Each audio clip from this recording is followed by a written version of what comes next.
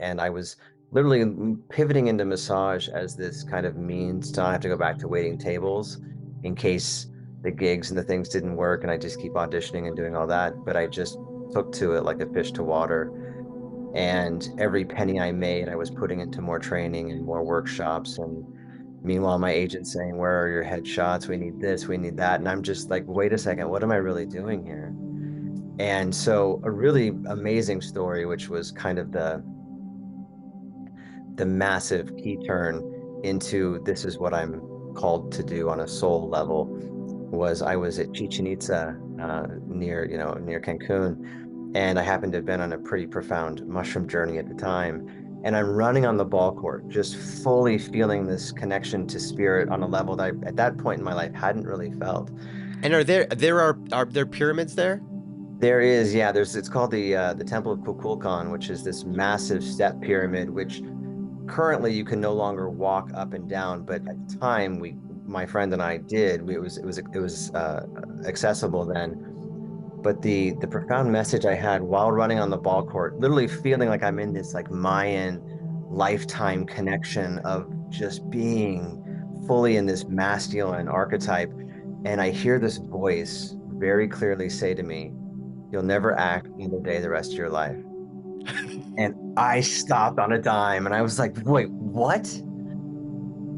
And I'm looking around like, who said that? But there's no one, right? And I let it register, and I said, "Okay." And I literally flew home. And my agent calls me and says, "Got into an argument with your manager. This isn't going to work out. I'm letting you go." And ironically, she had basically strongly encouraged me to sign with this guy like 3 months earlier. And so I said, "Okay." And I called him, I asked him what happened, and it just didn't make any sense. And I said, "You know what, we're done." And I let it all go and never acted another day the rest of my life.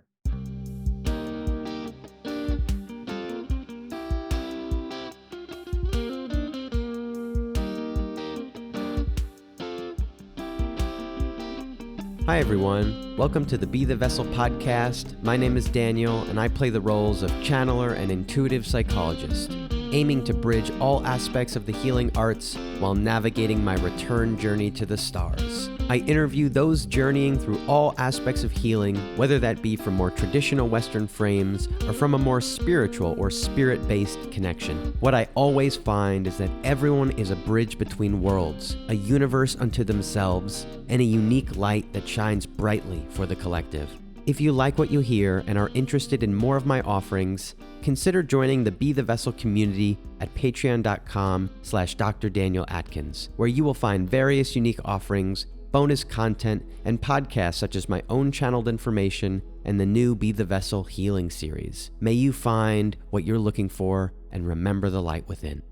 And lastly, the views in this episode do not represent my personal views, nor are they to be taken as medical advice or scientific fact. Always do your own research, come to your own conclusions, and trust your own guidance.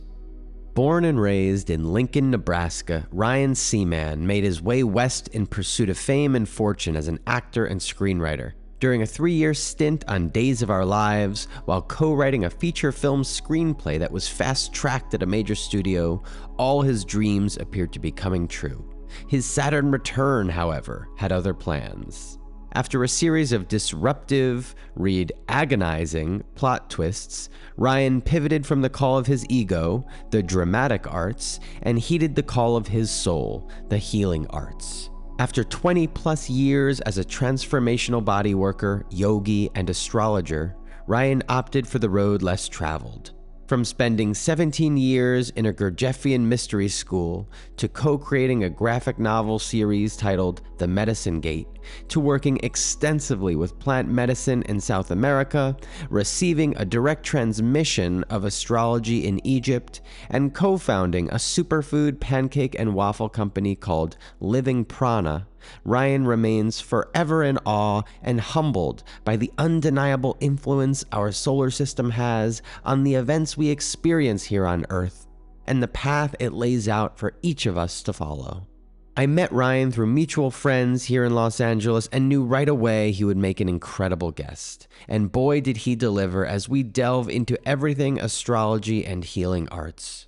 Ryan also goes deep into my personal birth chart and some adventurous upcoming transits I'm stepping into. This episode was a blast, and I trust you will enjoy the medicine of Ryan's depth and expertise in a wide range of esoteric topics. May it be an invitation for you to flow with the celestial patterns of your own unique configuration and honor your soul's dharma in this life and beyond. Hi, Ryan. Thanks so much for being here, and welcome to the show. Thank you, Daniel, for having me. Pleasure to be here. Thank you. I'm super excited for this convo. You are local or relatively local to LA, or local enough to the point where we've met, and I'd heard great things about you already, and we have some mutual friends in common, which I love because it already kind of sets the stage for something, to the point where when I felt I wanted to have this conversation with you, I already kind of had a sense that it would flow really well, and when we chatted, I got that confirmation. So I'm excited for where we're gonna go today. Beautiful. Likewise. Um, and we are recording this on the new moon in what I feel is a May of manifestation. So all seems really kind of divinely timed. I think so. I didn't even know if you actually planned it to be on the new moon. You said May. I did it. Yeah, you said May 7th feels good. I'm like, yeah, well played. Nice call. I really do everything intuitively, and just sort of I check in with my own guidance system and see how it feels. And I was just, I think, looking at a calendar, and I kind of knew that May was going to be better suited than April because there were a lot of things going on in April. And it just was May 7th, and then I was like, oh, new moon, perfect. Nailed it. Totally nailed it. Love it.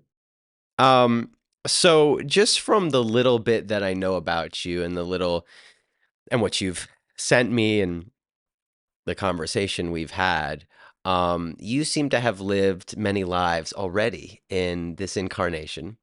So I would love to begin with what transpired earlier in your life, or before the big Saturn return, which we'll get into, which appears to have guided you to the arts before you put the healing before it. So before you got into the healing arts, you were guided just to the arts.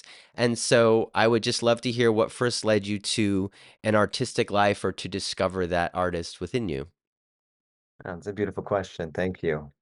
Yeah, I grew up in a pretty conservative environment in Lincoln, Nebraska, with relatively liberal parents, but definitely a culture and that was closed-minded. Astrology wasn't something I had access to. The internet didn't exist. And once I graduated from college with my degree in business and finance, I I kind of had an epiphany of sorts while actually studying abroad in Australia prior to graduation, where I realized I don't have to go to law school. I don't have to do what I just kind of allowed my environment to tell me I was going to do. And dropped it all, moved to Los Angeles in pursuit of acting, and had a great time with it. And really what it was is I had a very severe fear of public speaking. Mm. And it was one of those, you have to lean into your Yeah, fear. so naturally you went right toward it. Exactly. Like, all right, I can't live like this. This doesn't actually make sense to me. And so that was the impetus to study acting. And then, the pursuit of it in LA is what is common for anybody who travels west with that in mind. And it was great. I got to actually discover a lot about myself psychologically, which you can appreciate as a therapist, where acting class was this profound environment where I got to access feelings and then undercurrents of trauma that informed my resistance or fears and whatever. And it was a really beautiful process.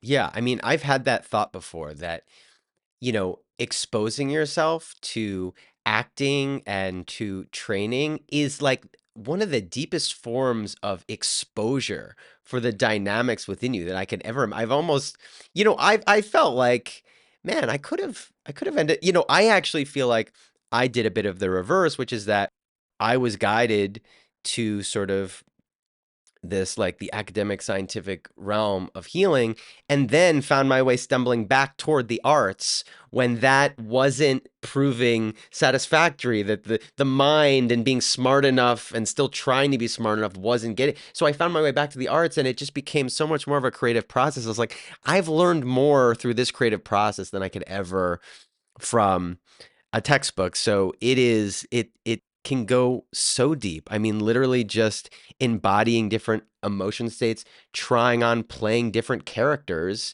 and ultimately reflecting on like, this is all a character. I don't know where the I'm I'm I'm I'm I'm finding authenticity in playing a character and playing a character and finding authenticity, and they're like a spectrum that I'm never sure where I'm at, but yeah, so I love that. And I'll say it does often seem like maybe not for everyone, but for some of us, when there is such a core fear of speaking, in public or doing something publicly, there may also be a very strong gift that is waiting to be acknowledged, that if we can work with that fear, there's a lot of power there. I don't know if that's true for everyone, but I have found that um in myself as well. Yeah, no, I totally agree with that. Absolutely. I think the things that we feel the resistance in, like from the Stoics, right? Been reading a lot of Ryan Holiday lately and just appreciating, oh wow, that's the stuff where the real nectar lives, that thing that doesn't make me feel comfortable. Yeah. So I totally agree with you there that fear, once faced, it accesses an enormous amount of power. Yeah, yeah, and maybe it is taking us directly toward that thing, or maybe it blooms into something else, but it certainly feels essential to the process. So, how did you go from there to the transmutation process and the invitation through your Saturn return into the healing aspect of the healing arts? Yeah, the Saturn return, which I know we're going to talk Yeah, about as we yeah. get into the astrology of our multi-leveled conversation Yeah. here. Uh-huh. I was on a television show, Days of Our Lives, and I was fast tracked at a studio with a screenplay that was about to go, like everything was lining up, and it was that big, for me, it was like that Matt Damon, Good Will Hunting kind of moment where, all right, we're gonna Yeah. we're gonna leverage this thing and we're gonna launch this career that we came here to ultimately succeed at. And the rug literally got pulled out on every level, from the show stopping on a dime to writing partners suing me and the project imploding in real time. And fortunately for me, during all of that, I had found my teacher. His name is Fred Mittauer, transformational body work. And I was literally pivoting into massage as this kind of means to not have to go back to waiting tables in case the gigs and the things didn't work. And I just keep auditioning and doing all that. But I just took to it like a fish to water.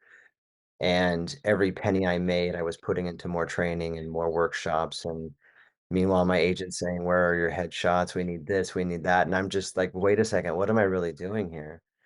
And so a really amazing story, which was kind of the massive key turn into this is what I'm called to do on a soul level, was I was at Chichen Itza, near Cancun, and I happened to have been on a pretty profound mushroom journey at the time.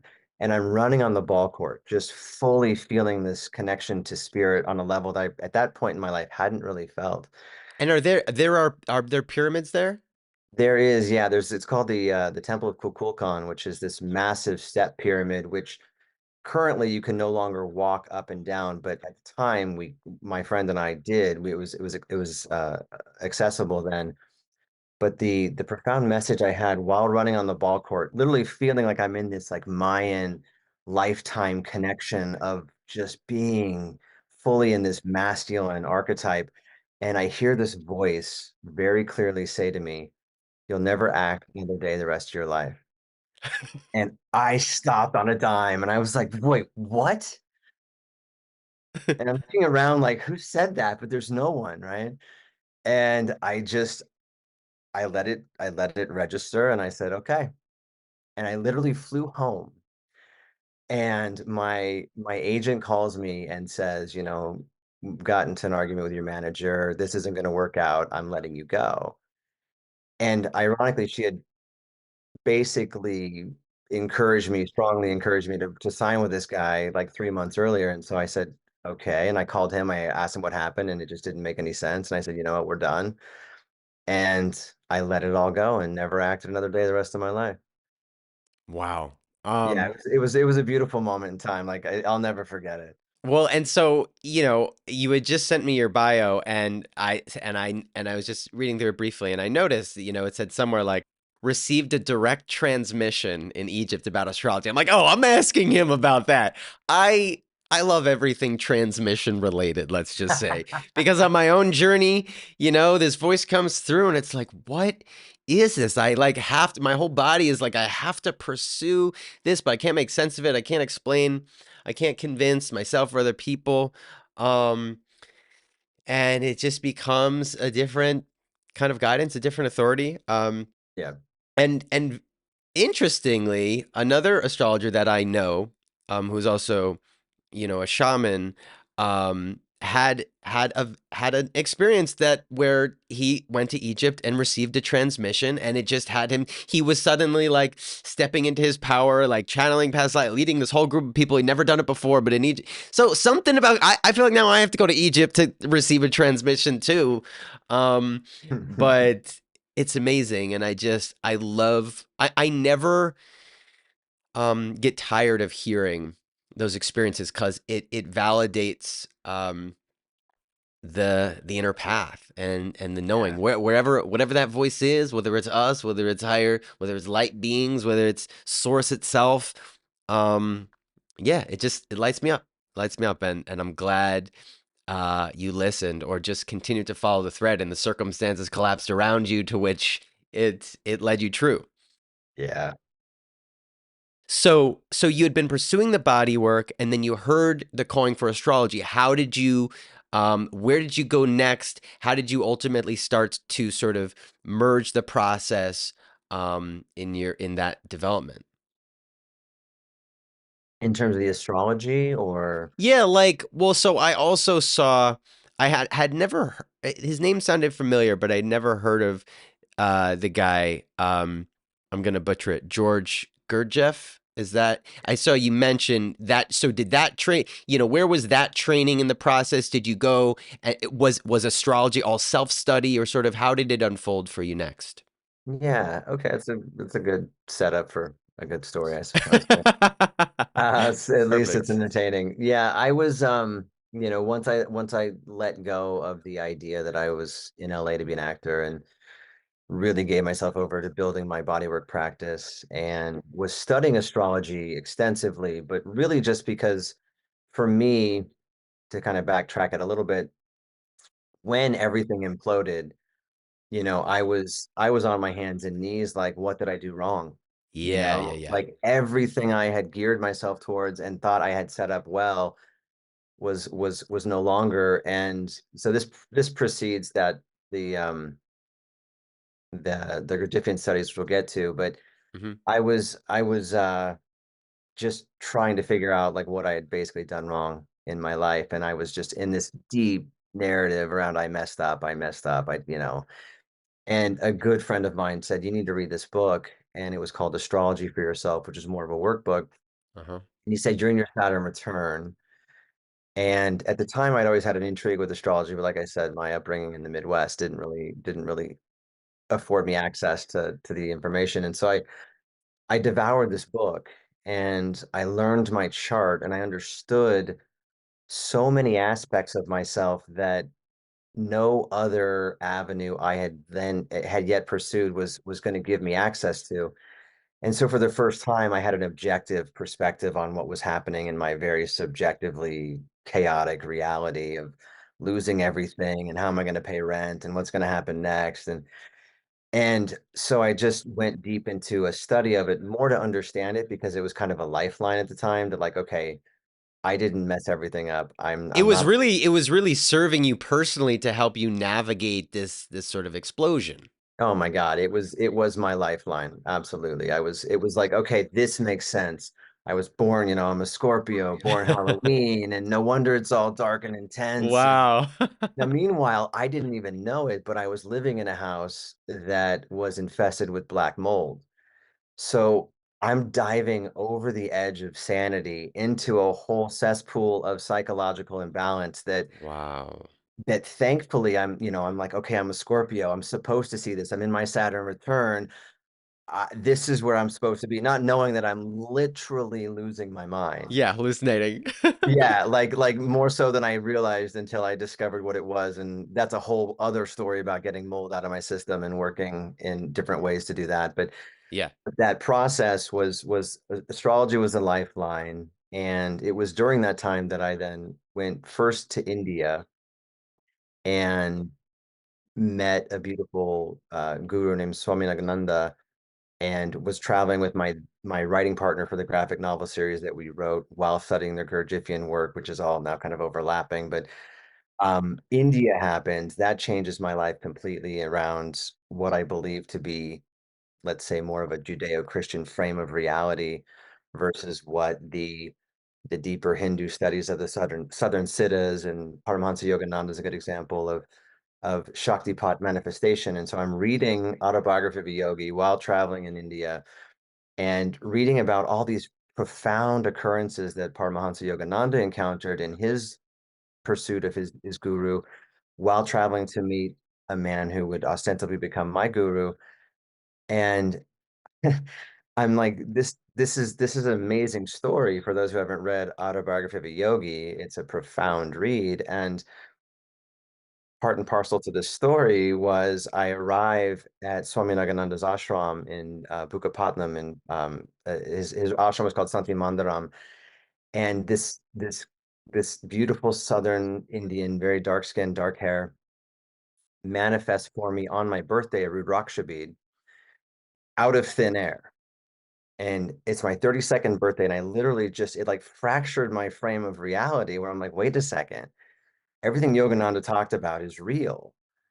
And I didn't distrust who he was, but I'm like, the story didn't make sense until I saw it.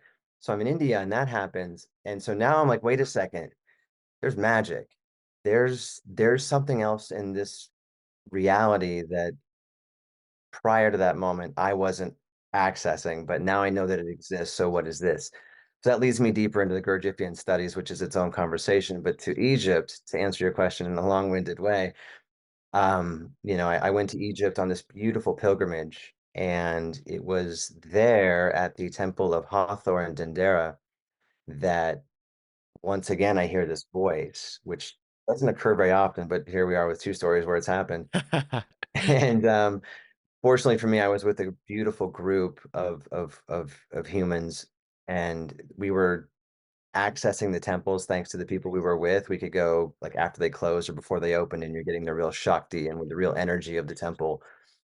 So we're at the Temple of Hathor in Dendera. It's like 10 o'clock at night, and there's three couples in our group that they're renewing their vows. And Hathor is the goddess of love, and it's the consort of Horus. And there's this beautiful love story, and it over a lot of other religions kind of draw very similar archetypal narratives from the Egyptian pantheon of deities.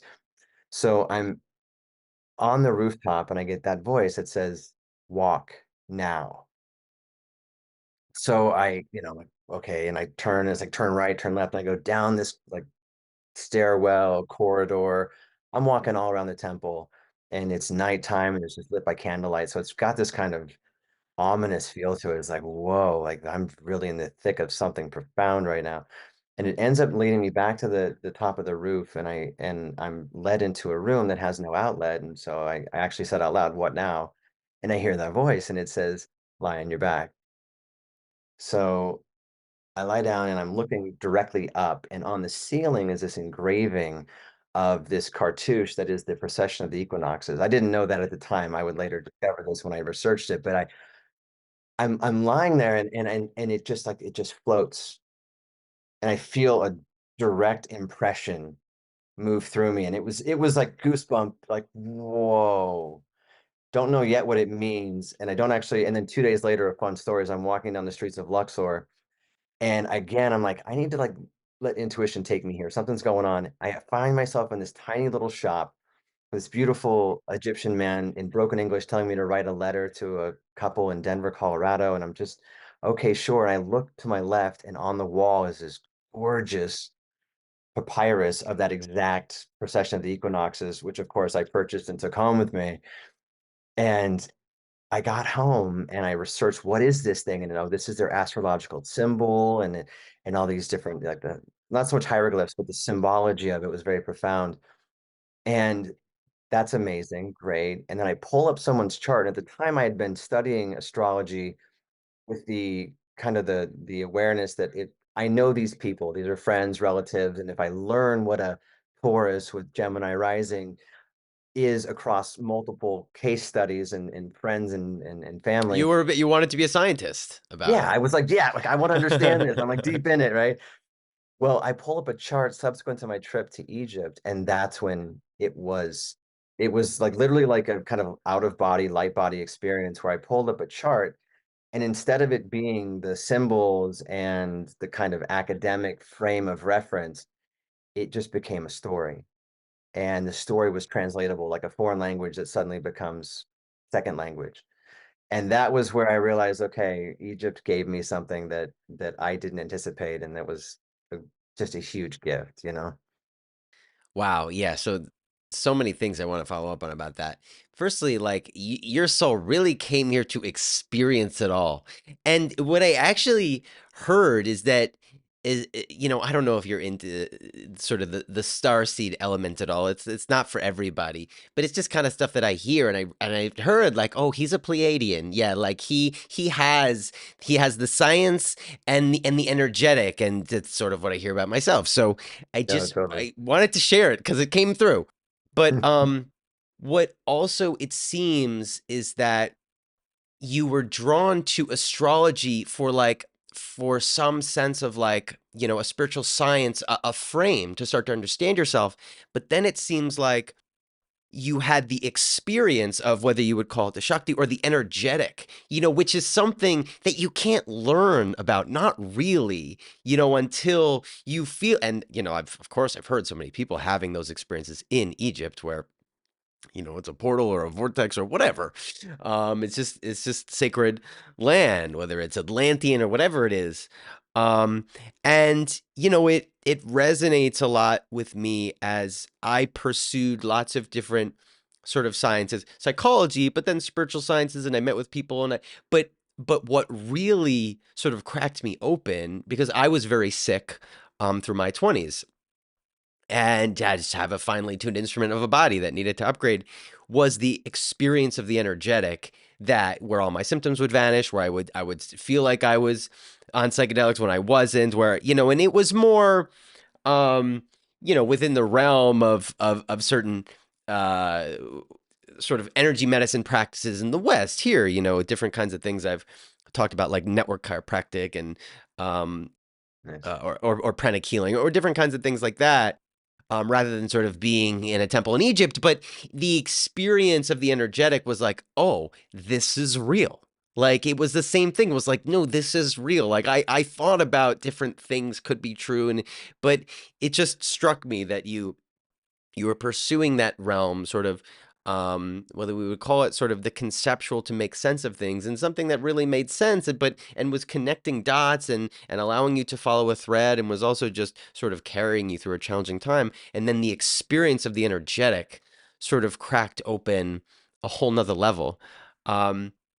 And because of my own experience with my body, I am interested, like I don't know where along the story it brought you back, but when did you learn about like whether it was mold or just like how to start cleansing the body? What did you use energy-based practices? Did that thing kind of inform you as to how to create flow in the nervous system? I'm just curious about that piece of it for you.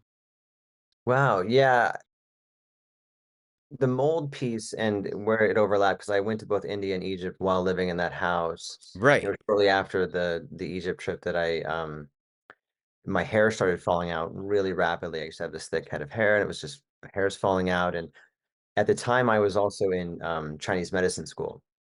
So I was 3/4 in You when I were did. just going in every direction at once. Like once the healing arts found me, it's like, okay, I want to Yeah. understand this as deep as I possibly can. And so Yeah. Chinese medicine, which I find to be an extraordinary system, and I was 3/4 into school when I went to India, and it was from that trip to India that changed my course into creating the graphic novel series that I did while in the mystery school that I attended, but or that I was just in the midst of learning. It wasn't like an actual physical school, Okay. but the mold piece for me, fortunately, at the time, like I said, I was in Chinese medicine school. I was getting acupuncture. I was doing qigong daily. I Hmm. was doing yoga daily, and all these things. And once I decided to pivot out of Chinese medicine school to write this project, where my writing partner and I moved up to Muir Beach in Marin County, up in Northern California, and it was there that an acupuncturist diagnosed me. And and this is a brilliant man. His name's John Minnie, and this man took my pulse and picked it up, gave me a treatment. I left his room and I smelled like this pungent, like I stepped out of a sewer. And I was on my way to a client too. I was like, oh my God, this is horrible. Like I don't know what I'm gonna do. I saw him 2 weeks later and he said, I didn't want to say anything because I wasn't sure if it was just what I was picking up from the surface or if it was deeper in. He said it's deeper in. And it was then that I discovered that I basically had enough mold in my system that I should have either died or committed suicide because it had so co-opted my nervous system Wow. and my brain.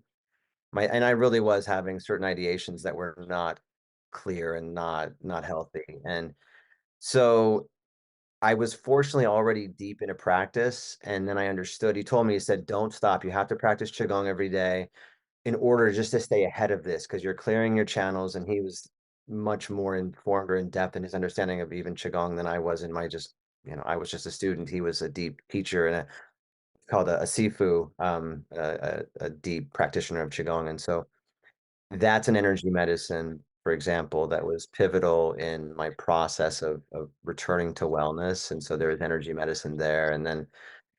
And the bigger key turn in terms of the plant medicine space would be combo. Are you familiar with combo? Yeah, Yeah. I've done it once. It was unpleasant, but it's useful. Yeah, and they say if you're gonna like you should do it 3 times in a lunar cycle to really get the Oh, yeah. full Yeah. the full clearing. And so I ended up doing 3 of those. Once I recognized that I was actually bringing my bucket was Yeah, it was dark. full. It was full and it was dark. And the woman who was facilitating was like, "Wow, I haven't seen a bucket like that." And for those who are unfamiliar, it's like a purgative. It's not as much like a psychedelic plant medicine, right? It's really going straight to the energetic and physical properties of the body that are meant to be purged, which often happen through vomiting or the other end or some sense of physical purging, right?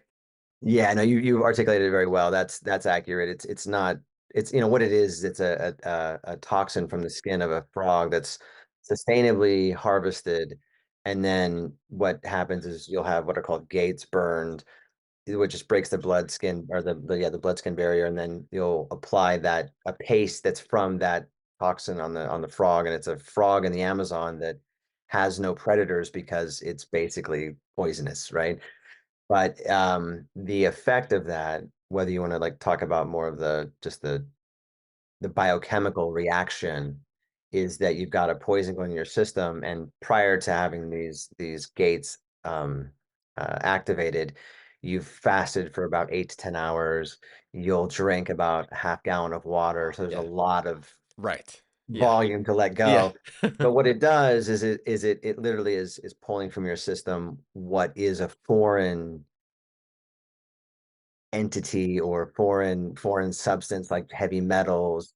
You can get access to a lot of toxins we get from the environment and from the air. And in this case, for me, it was the black mold, which on the most beautiful level, I didn't realize how much of my cognitive function had been impaired. Hmm. And I was just thinking, okay, I'm just kind of distractible now and I can't really focus and I can't really even think straight. And suddenly I've got social anxiety and I didn't associate any of that with the mold. I was just like, okay, my Saturn return. Right. Yeah. The planets are. Oh, Saturn's really tough I'm right like, now. I'm in it, I'm going through it. And then I find out on the other side that I don't naturally experience social anxiety or depression or suicidal ideations.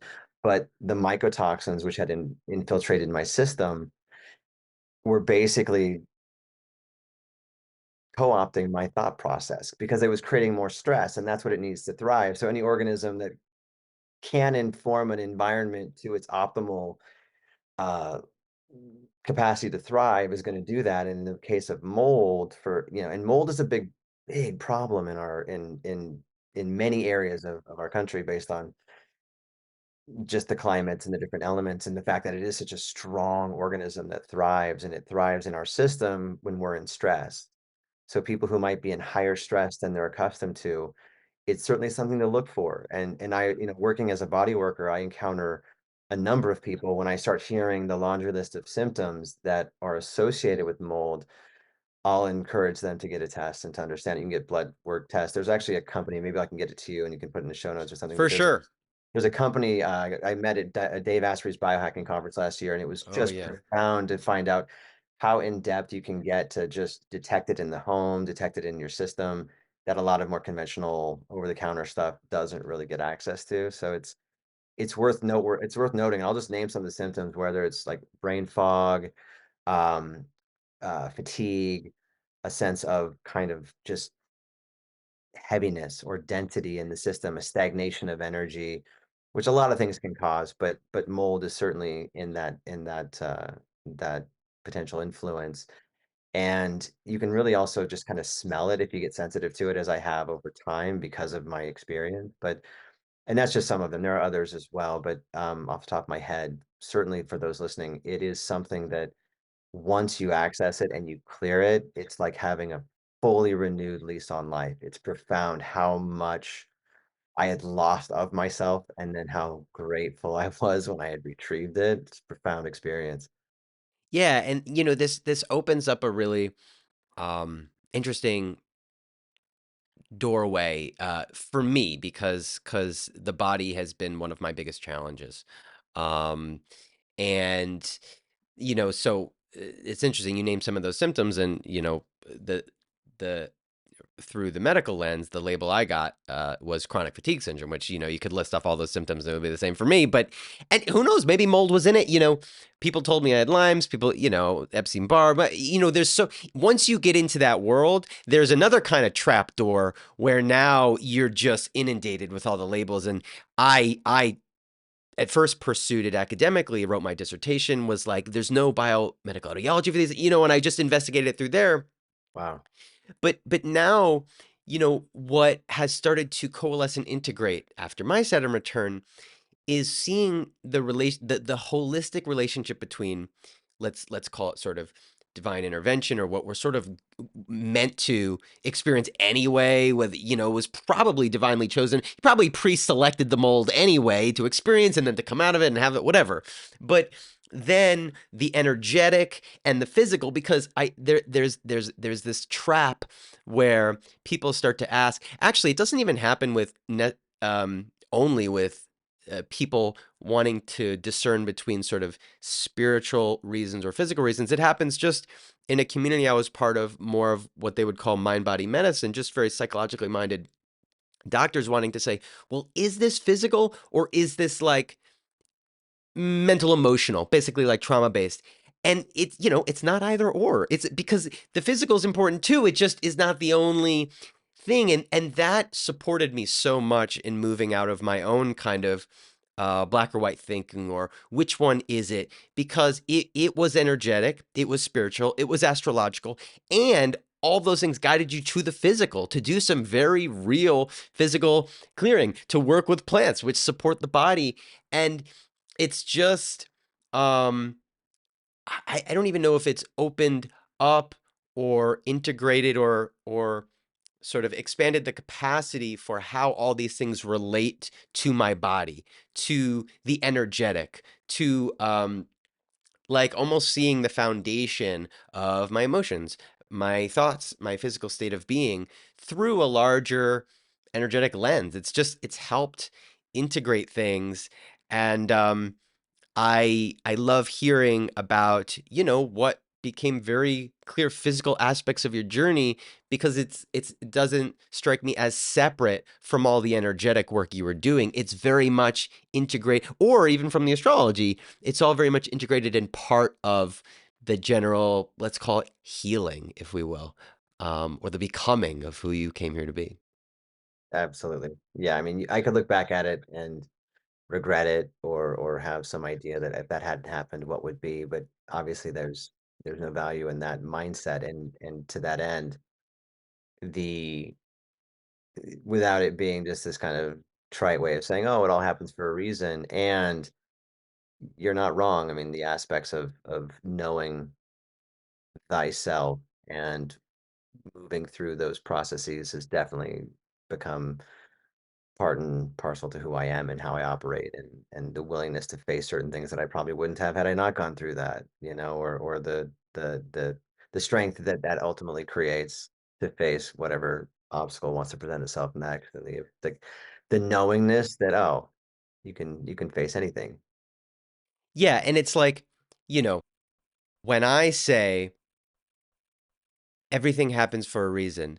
Like that is just a story too. So no one has to buy into that or believe that. But what I like to say is, well, if we're always telling a story, might as well choose a good one, you know? And a good version of the story or a light-filled version of the story for me is like, well, not sure I really had a choice in the matter because I ended up, I got the thing, I got the sickness, I got the whatever, and I'm learning from it and trusting that there is a medicine, right? On some level, there's a medicine to these things, and it is interesting, right? Just the idea where my mind goes, the idea of something having control over your thoughts or Mm. placing thoughts that you wouldn't have chosen to be there, while there's also this other kind of spiritual invitation unfolding. And I can already hear people being, well, like, maybe all the transmissions were mold. And it's like, okay, easy, easy. It's like there's all this game that we can play. But where Yeah, I like to go, the story I like to weave is that if part of this journey is recognizing the trap of our thoughts or what we thought we were listening to before, pre-mold, whatever the voice we were listening to there, was that our real voice? Was that the one we were meant to be hearing? Was that just the fear-based condition? And then we go through something where we feel controlled. When we come out of there, what I like to say to people on any kind of healing, you're not going back. Like you didn't go back to pre-mold Ryan. You stepped into something post-mold Ryan that had a different relationship to thoughts, thinking, wisdom, right? yeah, yeah, yeah. That's well put. I mean, yeah. Okay. So we're gonna spend a little more time here, and then we'll dive into me, which is one of my favorite topics. um, but before that, so how was it just a natural progression of you stepping, following your passion, following your excitement, following what supported you through the cleansing and, and the deepening in the body work and through your just interest of astrology that they just started to merge, or was there some point where you were like, okay, it seems like part of my dharma, part of my path is like integrating these tools into some kind of practice?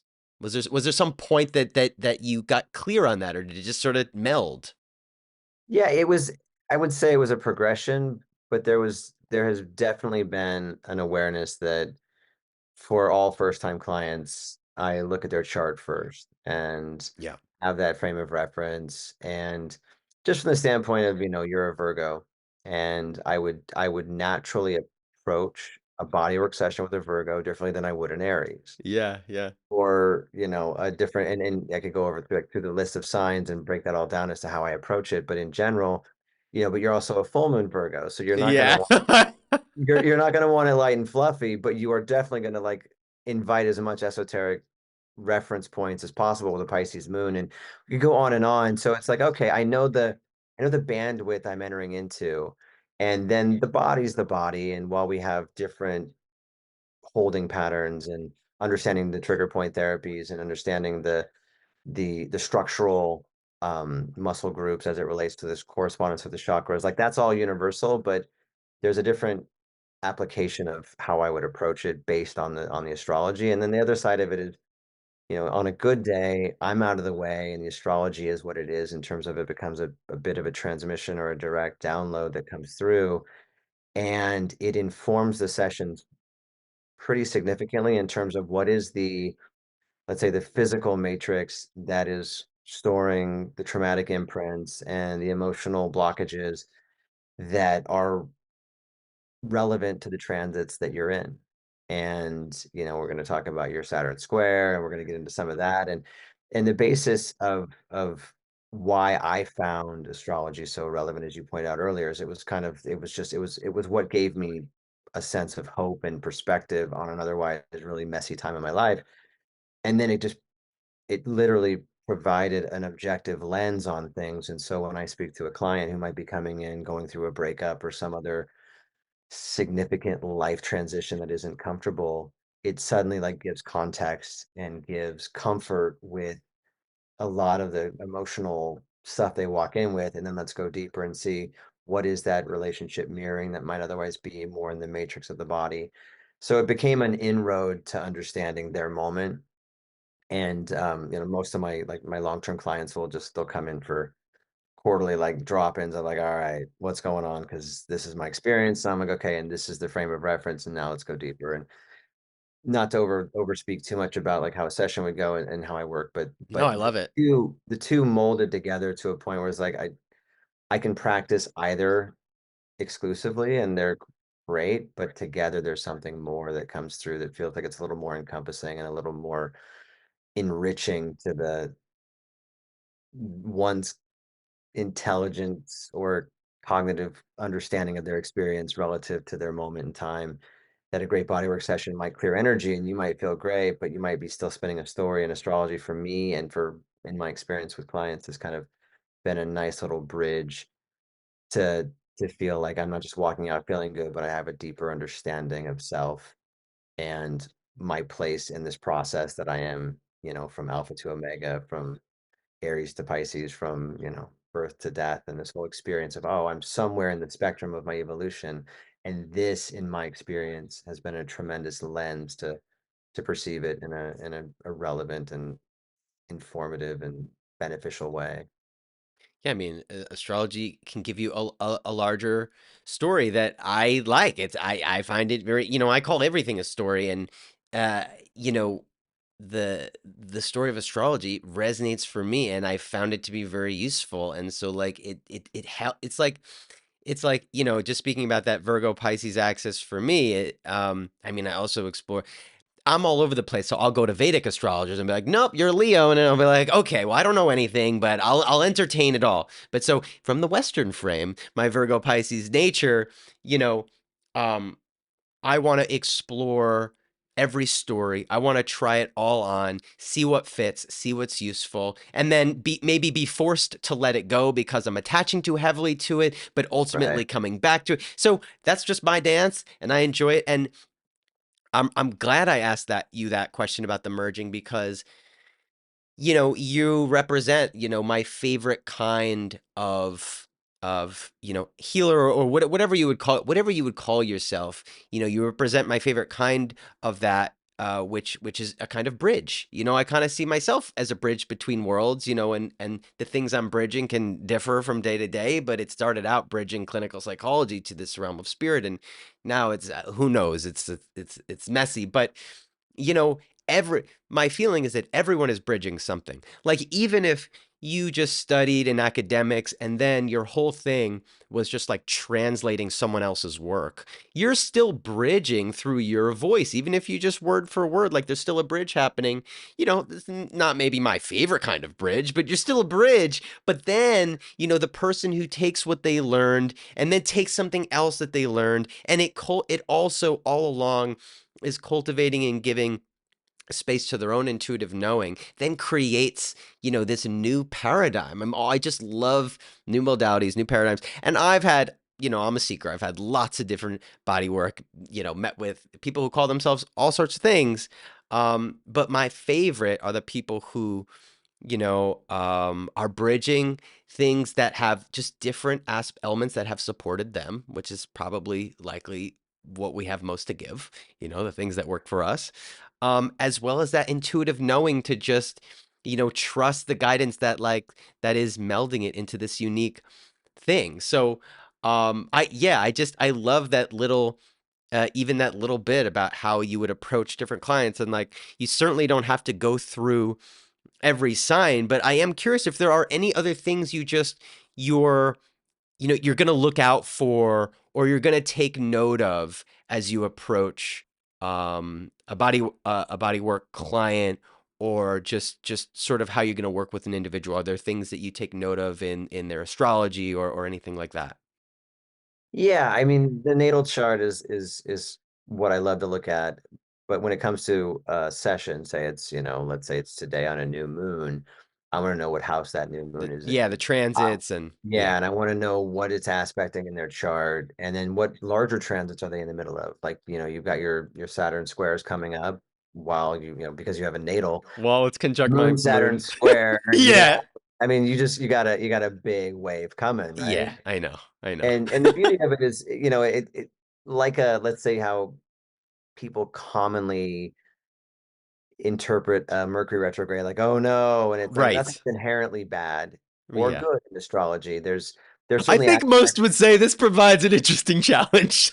it's, that's a fair way to say it. Interesting being the most kind of non-descriptive word, but the truth is, like, yeah, you're going to be facing aspects of yourself, and really I should say discovering aspects of yourself while facing elements of your ego that are yours to face, and how well you do that is predicated on how much work you've done to that point to recognize what the difference is, Like you reap what you sow, right? With Saturn in a yeah. way. Yeah. Oh yeah, that's a great way to phrase it. And if we're talking about Saturn, we're looking at this archetype, as we talk about storytelling. And that's what I loved about astrology. Being a screenwriter, there was something so easy to just recognize the narrative. Like, I look at these cast of characters and how they play off each other, and Saturn being this hard line, disciplinarian, deliverance of karma kind of energy. And you're like, wow, that doesn't exactly lend itself to that's my favorite relative to walk into the room.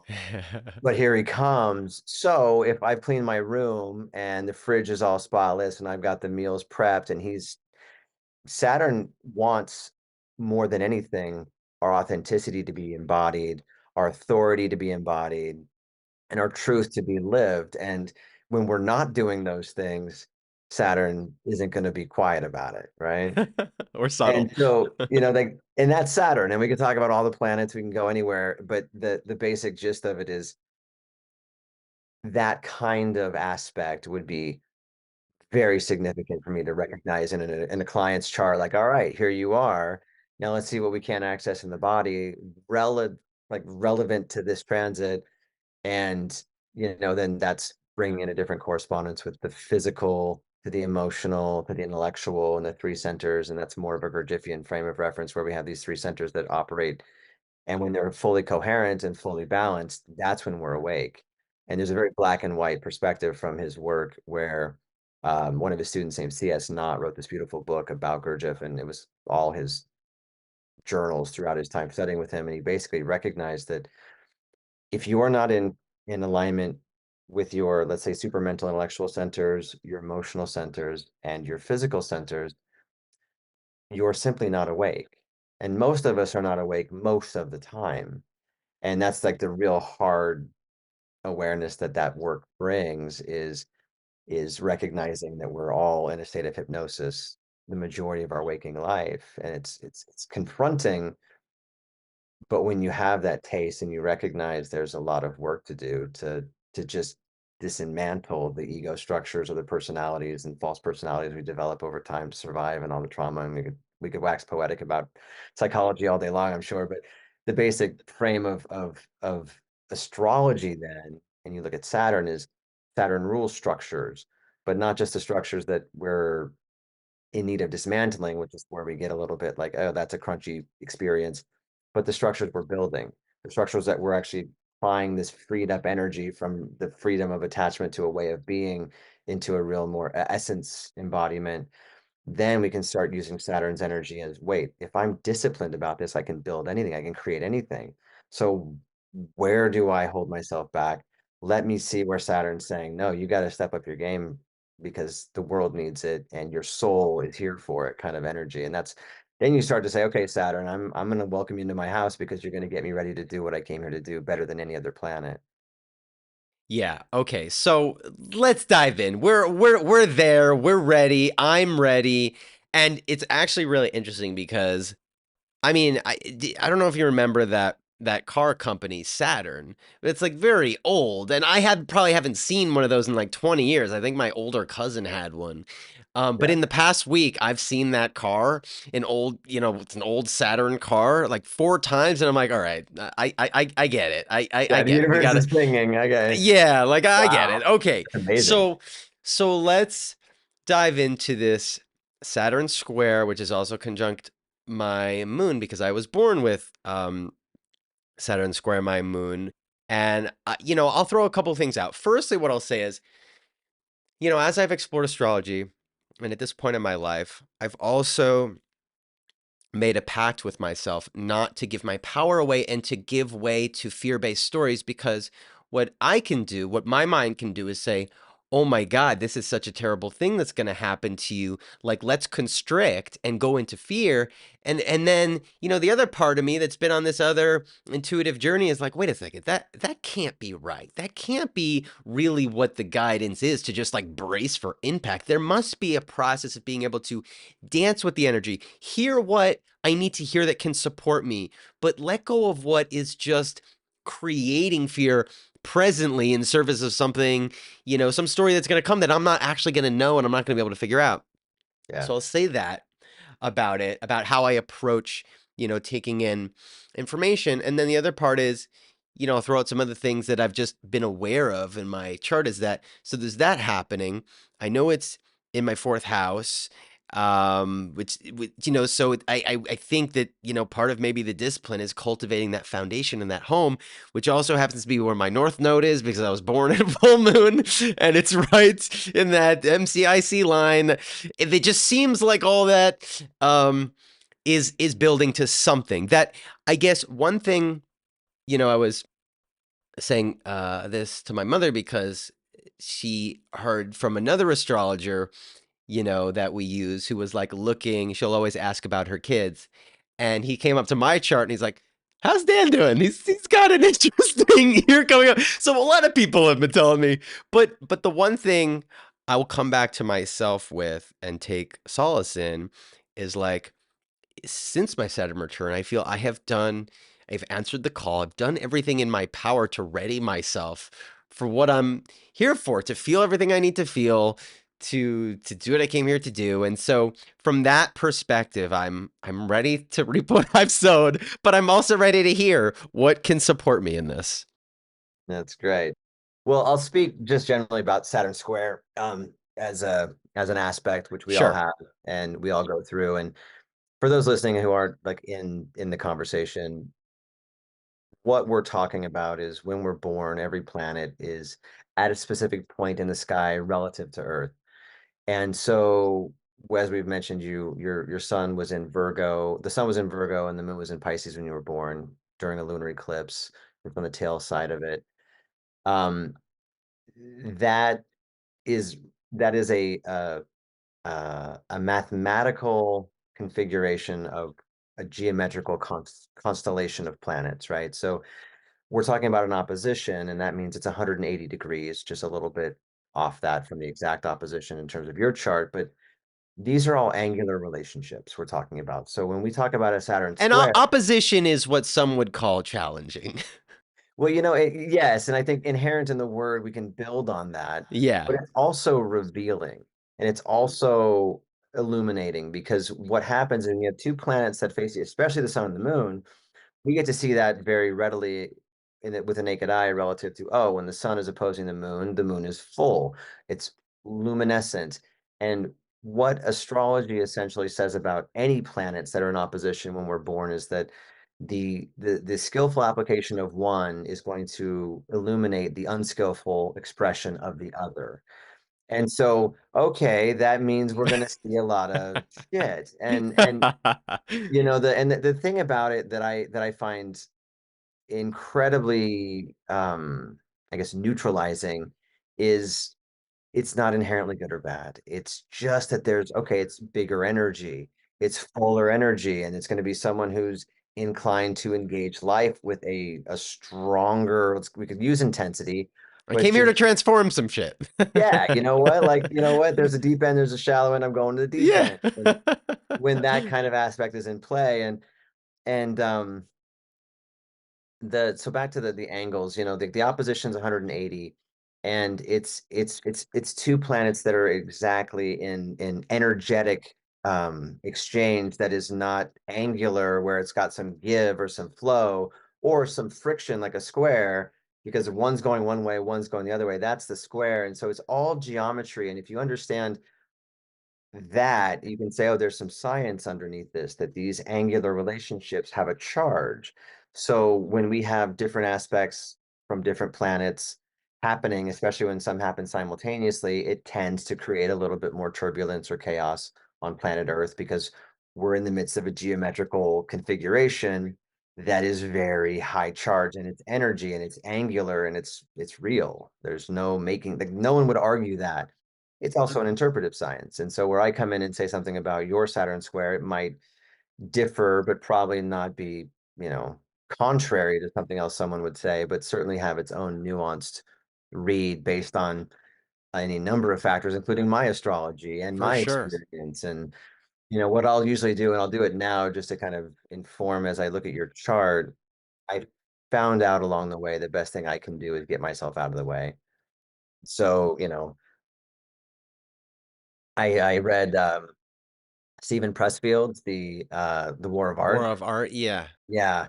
And in that book, he talks about, in I think it was Homer's Iliad or Odyssey, that there's this prayer to the muse that is employed, I forget by which character. And so while in a course where we read that book and then did a whole workshop around it, we all got to write our own prayer to the muse. And I found that prayer with my own iteration of that prayer has allowed me to I'll drop into your chart a little more cleanly than I would probably otherwise. So simple prayer. I just say, to the sacred muse of creation within and without, please guide these words to their highest expression. Fill me with the light and magic of the great serpents, the grace and flow of the dolphins and whales, the wisdom and confidence of the eagles and condors, the strength and courage of great jaguar and puma.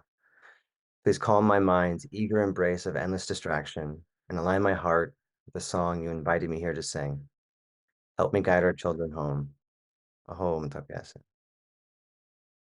Thank you. And I'll just say, um, the name of this podcast is called Be the Vessel for a reason. So may you be the vessel for my and anyone who's listening highest medicine. Thank you. Love that. Love that. So what we get a look at in Daniel's chart, for example, I'll name some of the major players. The sun is in Virgo, opposing the moon in Pisces, which is also, I mean, it's a loose orb because you were Yeah. born. Yeah. Yeah. A day a But day after the direct direct full opposition. moon Yeah. degree. Yeah. And this is where degrees too are relevant, because we're talking about a 5-degree sun to a 23-degree Pisces moon.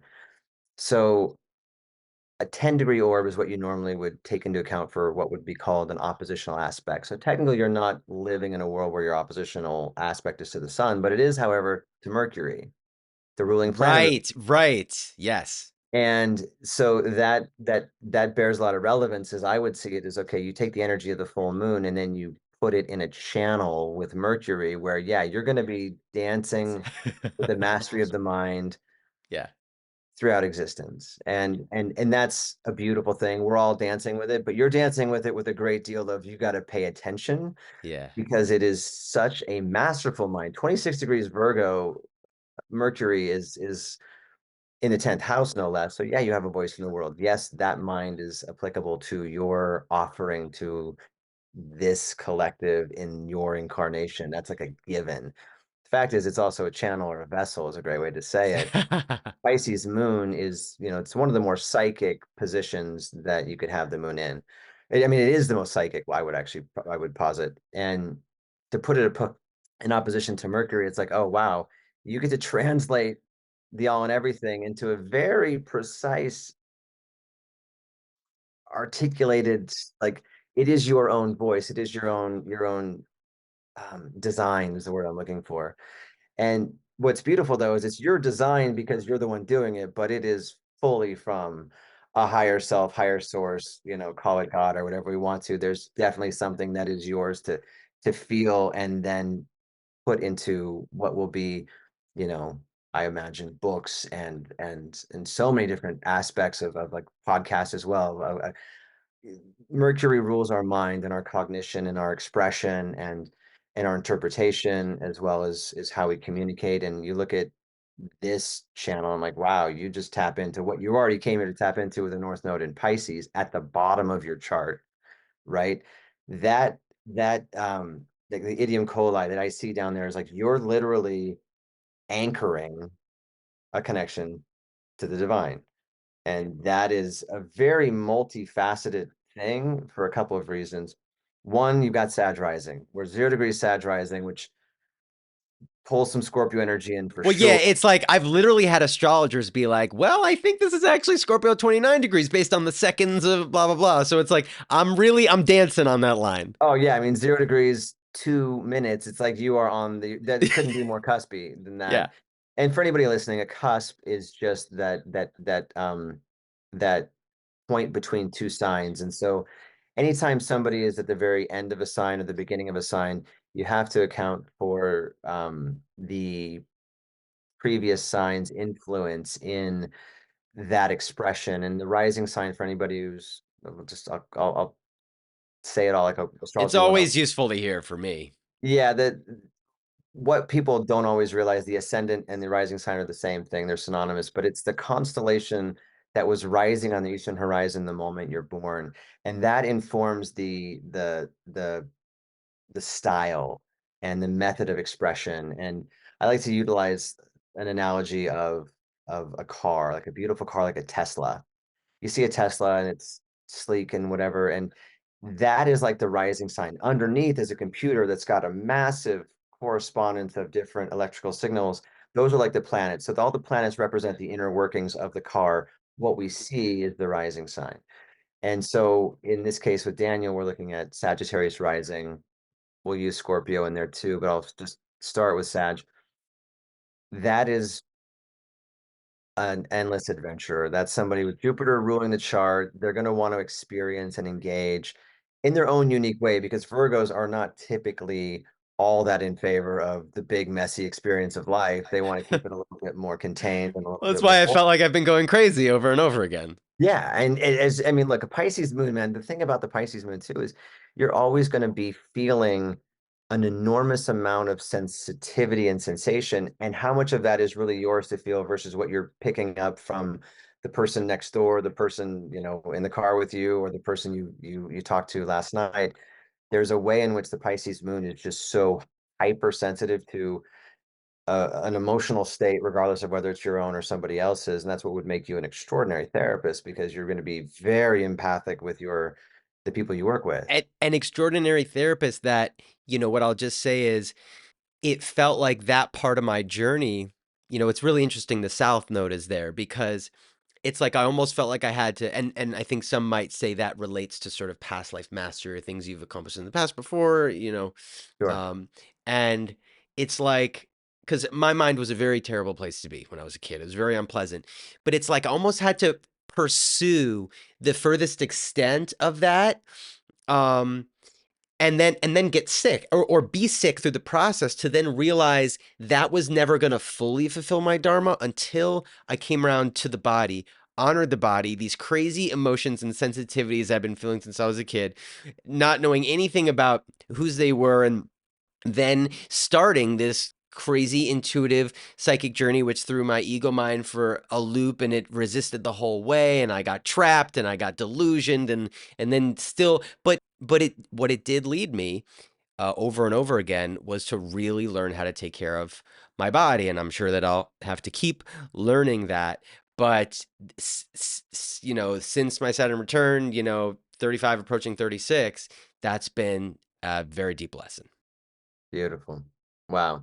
Yeah, I mean, we when you look at a chart, and it comes to like say healing, just being a Virgo in general, especially with the sun conjunct the South Node, as you pointed out, I mean, there's a lot of disentangling from what you came in. Like, there's a mastery, but what led you to the mastery, and what wasn't fully integrated as a pathway towards the mastery of this lifetime. And that's where the North Node points us, and that you have the moon there. It's like, wow, you get to go deep into the heart of the unconscious. Fun And for me.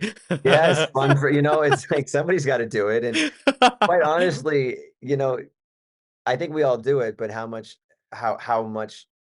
Do you really like structure your life? Do you commit your life's path to being this thing? that's fair.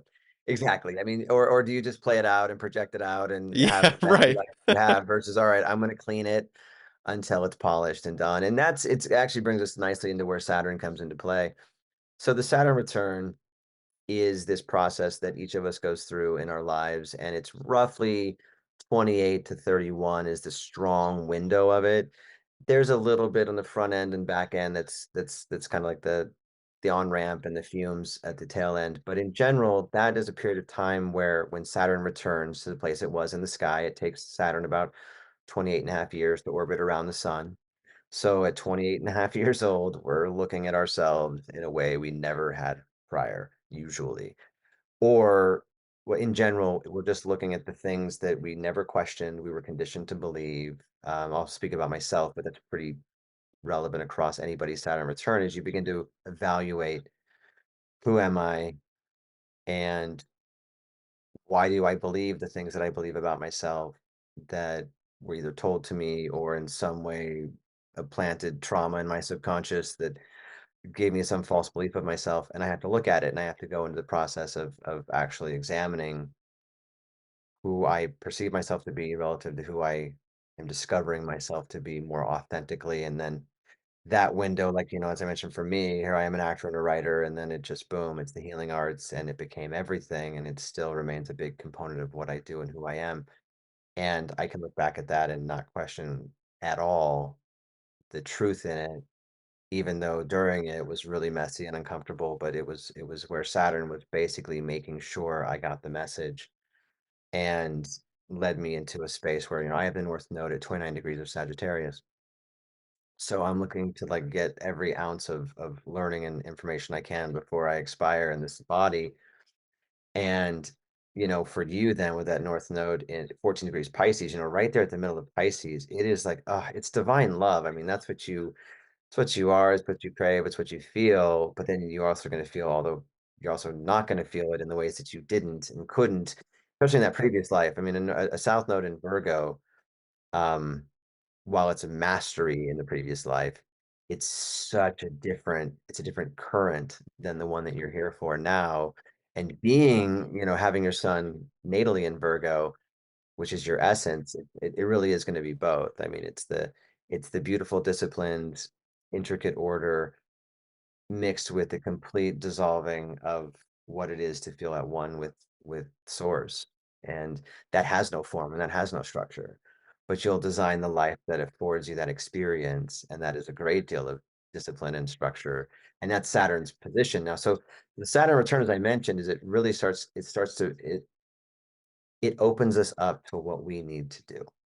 Yeah, and so I'll just interrupt for a second and just provide a little foundation for what led me here was during my Saturn return, which is um in in my first house, right? In Sag, also conjunct Uranus, so that adds a whole other flavor. Mhm. Um I was smack in the middle of my doctorate program, like toward the end, but sort of speaking to, wow, what was I wrestling with the mind when I was sort of quote unquote mastering it that was still left unfulfilled? Well, my Yeah. ego mind was getting triggered left and right by I was arguing. I could always be a little bit rough with authority figures. And it's in my first house, right? And so I'm just arguing with everyone. I'm like, I honestly think I know better, and I'm in training. I'm a student, and I'm getting I'm getting low evaluations. Like I'm just getting hit so hard. Um, but from that experience, over that period of time, I started to leave. I started to break, see beyond the structure that I felt like was this path that I needed to be smart enough to be valued, to have this identity, this title that I really kind of was ready to leave behind and still use some of it. Like there's still doctor in my name. I still tell people about my past, but it's so much more of a surrender experiment. And so I see that as, the seeds of what has led us here. Yeah. Yeah, that's beautifully stated. Um, you know, the like in similar fashion, like my Saturn return, as I mentioned, it just I had to look at everything like, wow, I'm basically trying to jam a square peg into a round hole. And what am I being shown here, if not that I'm just not in alignment? And to that end, your Saturn return, as you mentioned, your Saturn is conjunct Uranus. So if you take those two planets, which Powerful planets. couldn't have more diametrically opposed perspectives of what's true, where Saturn's Discipline and freedom. right, and structure and chaos and limit and limitlessness. And so you take these two diametrically opposing energies and you put them together. And it's funny, I know a good amount of people, and I've done a good amount of charts that have that aspect. And the we'll talk about the beauty of it and we'll talk about the challenge of it. So the beauty of it is you're never going to go too far in either extreme. That you have enough awareness of one to check the other one from getting excessive. And then the challenging side of it is that everything you build, you break down. And so there's a process of breaking down and building up and breaking down and building up. And so that leads to what I would call an episodic experience of life where you're like, okay, you got your doctorate, and now you're doing Right. this. Broke it down, so I threw it all away. Exactly. I said, okay, that was that. And it served its deeper purpose in some soul level, but my life's work is elsewhere. And and that's part and parcel to that aspect. So there's the ego mind, or perhaps the parents that maybe supported the education, like, what are you doing? Yep. And you can say to yourself, this is exactly how I'm constituted. I couldn't do it any other way.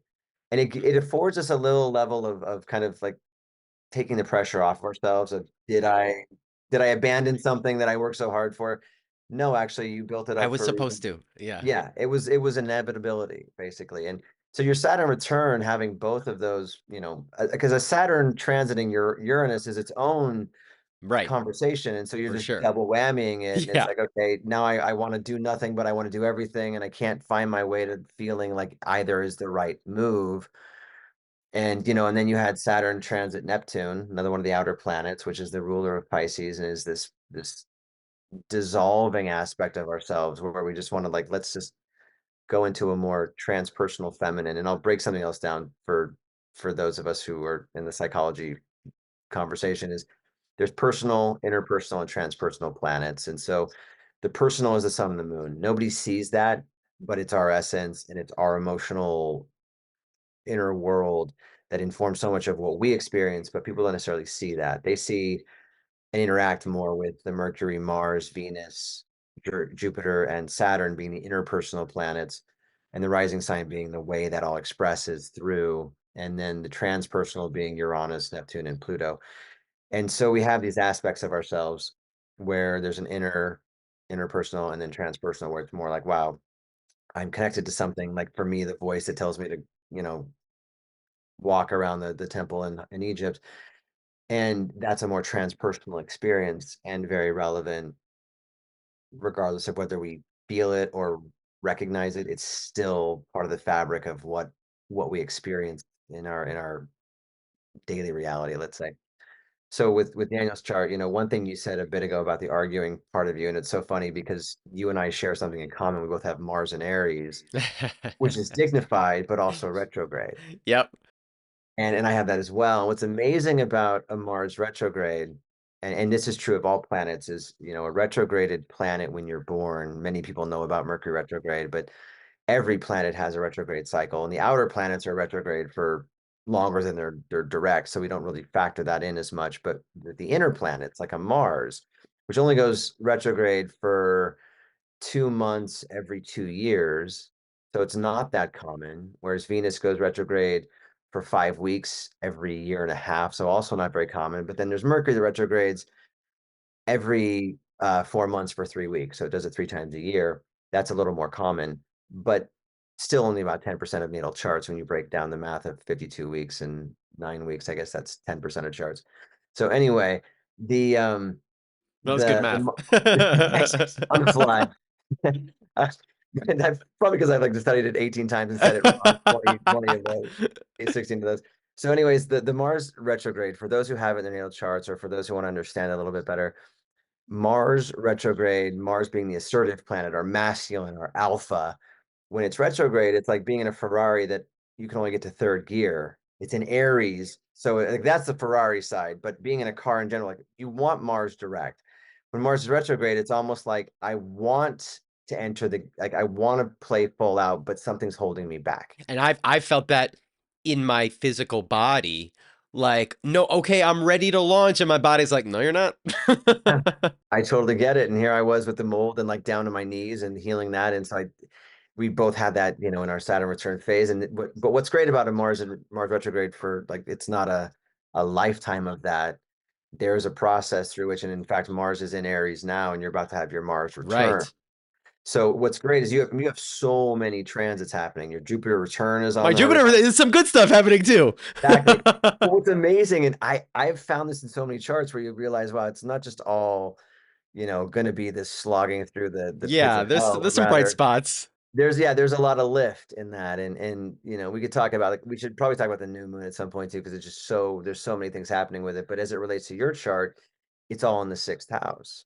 And I didn't fully finish the Mars retrograde. One thing I want to say about it, especially for you, because the North Node and Chiron have both transited Right. So I've been Mars. reading about North Node because it's kind of, we don't have to get into all this, but it's almost like my nodal, approaching my nodal return, in these next couple years, hitting Mars, and then it's going to come back to where it was. Yeah, to your moon, and then yeah. Yeah. Um, but which is basically saying, like, let's give you your energy back. Let's give you your capacity to assert And I in felt that, yeah, recently. right on. Brilliant. And that'll continue, especially like even coming up. Like if as we're talking and I'm saying, all right, you've got this Mars return, which is gonna, precede the Saturn square, which is gonna coincide with, well, the Saturn square is gonna relatively coincide with the Jupiter return. That is like saying, man, if you put your ducks in a row and you get clear about what you want to do The in rocket terms, ship will, yeah, like the energy's there for you to attract what you need to manifest whatever you're setting your aim and your intention towards. but choose It, wisely. yeah, choose wisely, and really, like, almost triple check, is this ego or is this self? Yeah. Yeah. Like what really, like what I in me wants this.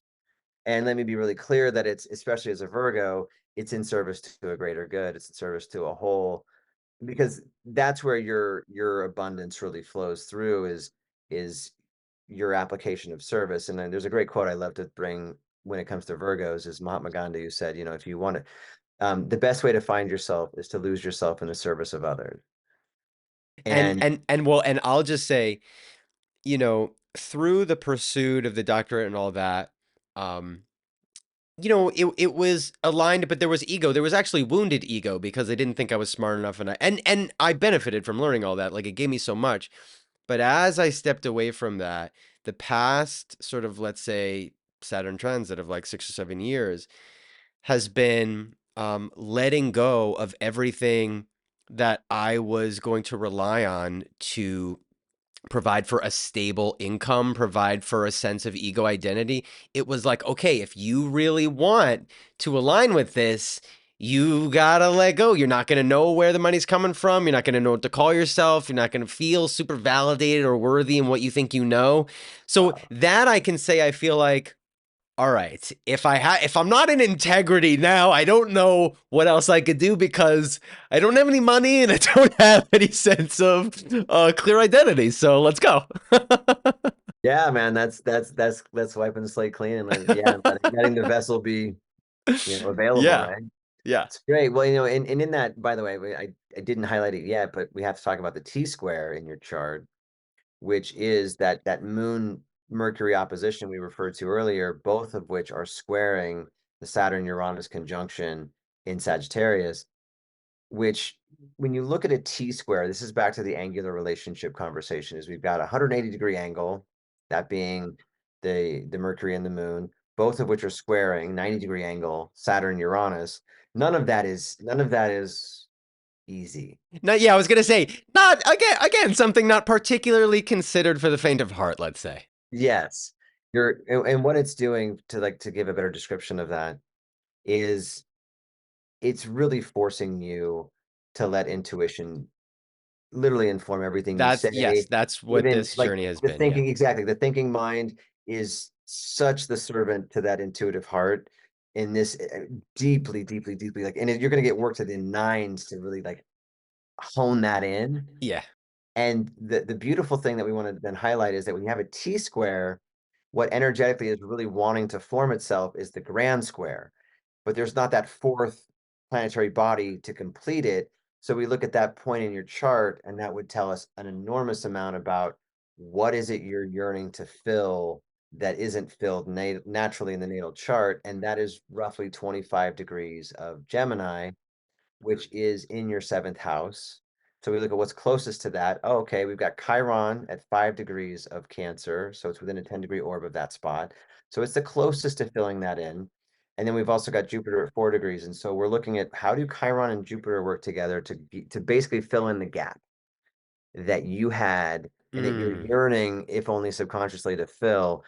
And it's seventh house, which is the Libra house. And so it's about relationship, partnership, a sense of I would say healing emotional, that's the Chiron in Cancer, the emotional content to the point that it just becomes this pool of energy that has no associative projection or looking for a canvas to play it out. Like we want to go into the anima of the Jungian depth psychology model and say, if I've actively brought myself as close to that unconscious dark feminine energy, like a Kali kind of archetype, where I'm in this space where I just want to dissolve it all and I don't want to put it on anyone, whether it's a past, let's say, persecutor to my victim, or perpetrator, and then the or the current partner that's having their own emotional projection that I'm on a conscious level disinclined to engage.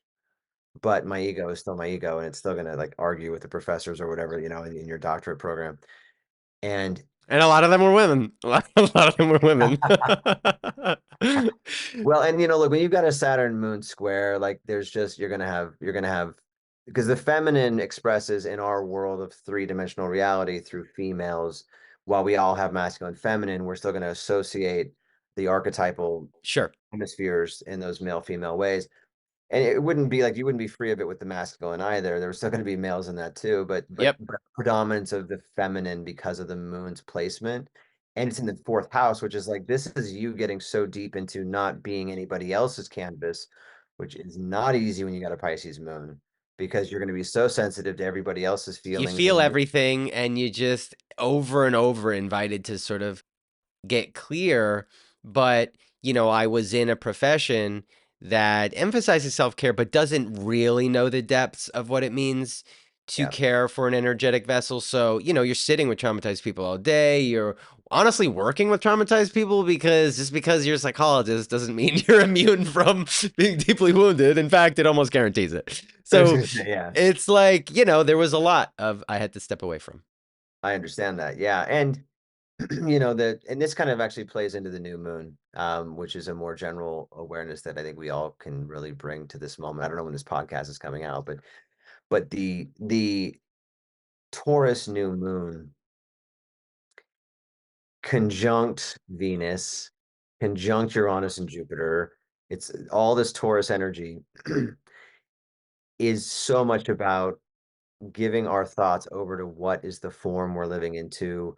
And it's very material. Taurus is a very material, sensual sign. So let's say you're not living where you want to live, or you have different upgrades you want to make, physically or materially. this is the time to like give yourself over to, I'm envisioning, let's say, like a kind of like more like Dispenza's line of work Yeah, I and love him.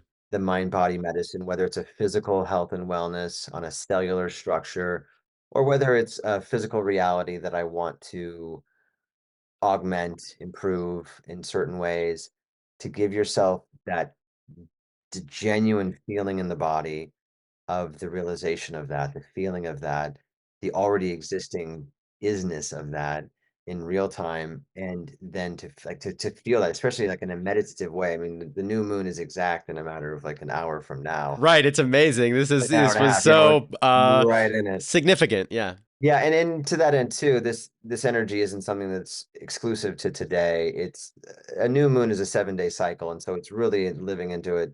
And even if you're hearing this subsequent to that, um, recognizing that where we are right now, and so let's say you're hearing this 2 weeks from now, like where were you then as a barometer for where were you focusing your thoughts, and where do you want to course correct now, because you're probably in a manifest reality that's very consistent with where you may not have been as mindful of your thoughts, and that's what's so important right now is a mindfulness. Hmm. And to you, it's all in the sixth house. And Right. so that is like your soul's fulfillment is the sixth house. It's the healing, it's the like, well, it's the enrichment of your work in the world, but not like as the world receives it, but as you feel within it. Like it's all about inner. And my health, would you say health too? 100%. Yeah, I mean, that's as big a part of the sixth house as anything is. Yeah. You look at and this is something worth noting for anybody who wants to understand this stuff more, is there are 12 houses. Aries is the first house. That's the alpha, the singular, the I am, and then all the way around to Pisces being the last house, or the omega, the all and everything without any individuated awareness, but just a tsunami of consciousness, let's say. And the sixth house, It happens to be Virgo, right? Virgo house? that's correct. And it's exactly. And what that means is it's the last house of the bottom hemisphere of the chart. And the hemispheres are broken down with from 1 through 6. That's our inner world. It's like, who am I? What do I need? How do I communicate it? What is my original engagement? That's family, fourth house. And then what is my unique voice within that family constellation as well, the collective of the world? And then how do I integrate all of that into what feeds me, what fuels me, what gives me inspiration for being? And that's the Virgo house where but that means it's all the healing. We have to heal all the trauma that we go through from infancy, adolescence, teenage. And so that's all the 6 houses. And then the next 6 are the upper hemisphere, or the outer engagement with the world, where the seventh house is, the other marriage, partnership. And then with the Scorpio house, eighth house being, I can go through them all. I kind of am now, but I just skipped over some. But the whole point is that it goes into the energetics of like a more, subtle realms, the Scorpio realms, where it's not so physical, but now it's a little bit more Almost energetic. like you're getting more and more into the non-physical or Precisely. what you might call mystical or unconscious realms. Exactly. And then we go to Sag, which is more about theosophy and philosophy and things that are now we're navigating, well, who am I? And that's where the great philosophers, spent their lives exploring. That's the ninth. And the 10th is now, how do I apply that to the world? How do I bring all this awareness and sensitivity and know who I am and what I want? And how do I bring this to something that's greater than me? And that's the 10th, 11th, the greater good. 12th is back to God, back to the infinite. And that's a very broad stroke of the houses, and just only a few of them with specifics, but that's a relevant. It's noteworthy to say that Daniel's sixth house is where this new moon, Jupiter Uranus I was opposite gonna say it's also where the Jupiter Uranus conjunction junction. happened Yeah, in, right? Yeah. yeah, which for everybody listening has been going on for a while and has been a really disruptive transit, and it was predictably going to be so. And if anybody wants to dive deep into the most intelligent astrology I've ever read, Richard Tarnas, uh, was it Cosmos of the oh shoot, Cosmos and Psyche. It is without question the most intelligently articulated Harvard PhD historian who endeavored to disprove astrology, and in so doing Wow, discovered I it love that. I love based that. on historical markers. And so when you put Uranus with Jupiter, historically, there's been a lot of disruptive energy. And because it's in Taurus, it's our earthly plane, our physical plane. And that's why that's not why, but we can look at it astrologically and say, oh, okay, we have a lot of wars breaking out, a lot of disruption, a lot of chaos is occurring, and that has been going on for a while, but it just got really amplified.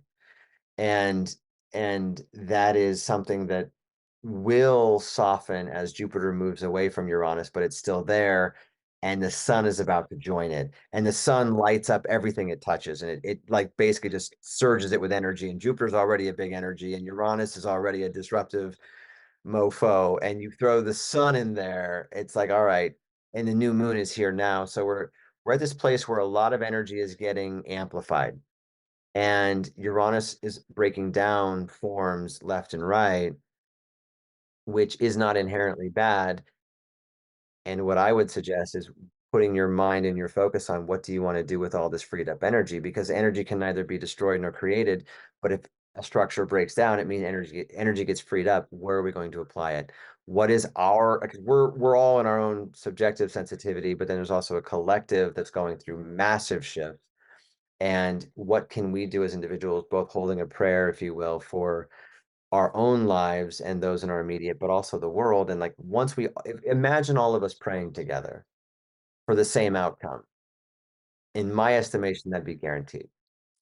Because the energy is so potent, Right. we'd be It collect sourcing that collective energy. right, exactly. And so as we get a little more esoteric, but playing with Joe Dispenza's work in that way of imagine a collective holding of a specific outcome, which frankly there is, whether it's Right, we're whether all subscribing to a collective belief system, almost like an umbrella or a web that is kind of, you could say, dictating the agreed upon reality that we can then consciously choose to sort of break with, but we may not see that change immediately because it has so much collective energy. precisely. Yeah. And it's a predominance, or it's a mass holding of a specific narrative, which, I won't get into any religious discourse around it, but to say, if we're all living into a specific outcome that isn't necessarily favorable or positive, but feel it's been prophesized from what we've been taught and in some ways definitely indoctrinated into, does it not warrant a questioning of, wait, is this the reality I want to live into, or what I'm choosing based on what I believe, based on what I was taught? And what is the true, what is the source of truth in all of this? And this is where, like, let's just take it into a Christian frame of reference, and we look at who Jesus of Nazareth was as a being, as a realized being, no question there. Ascended master. Right. And so too Gautama the Buddha. And while I don't know the story of Islam and Allah, I can appreciate realized being connected into something of true essence, awareness.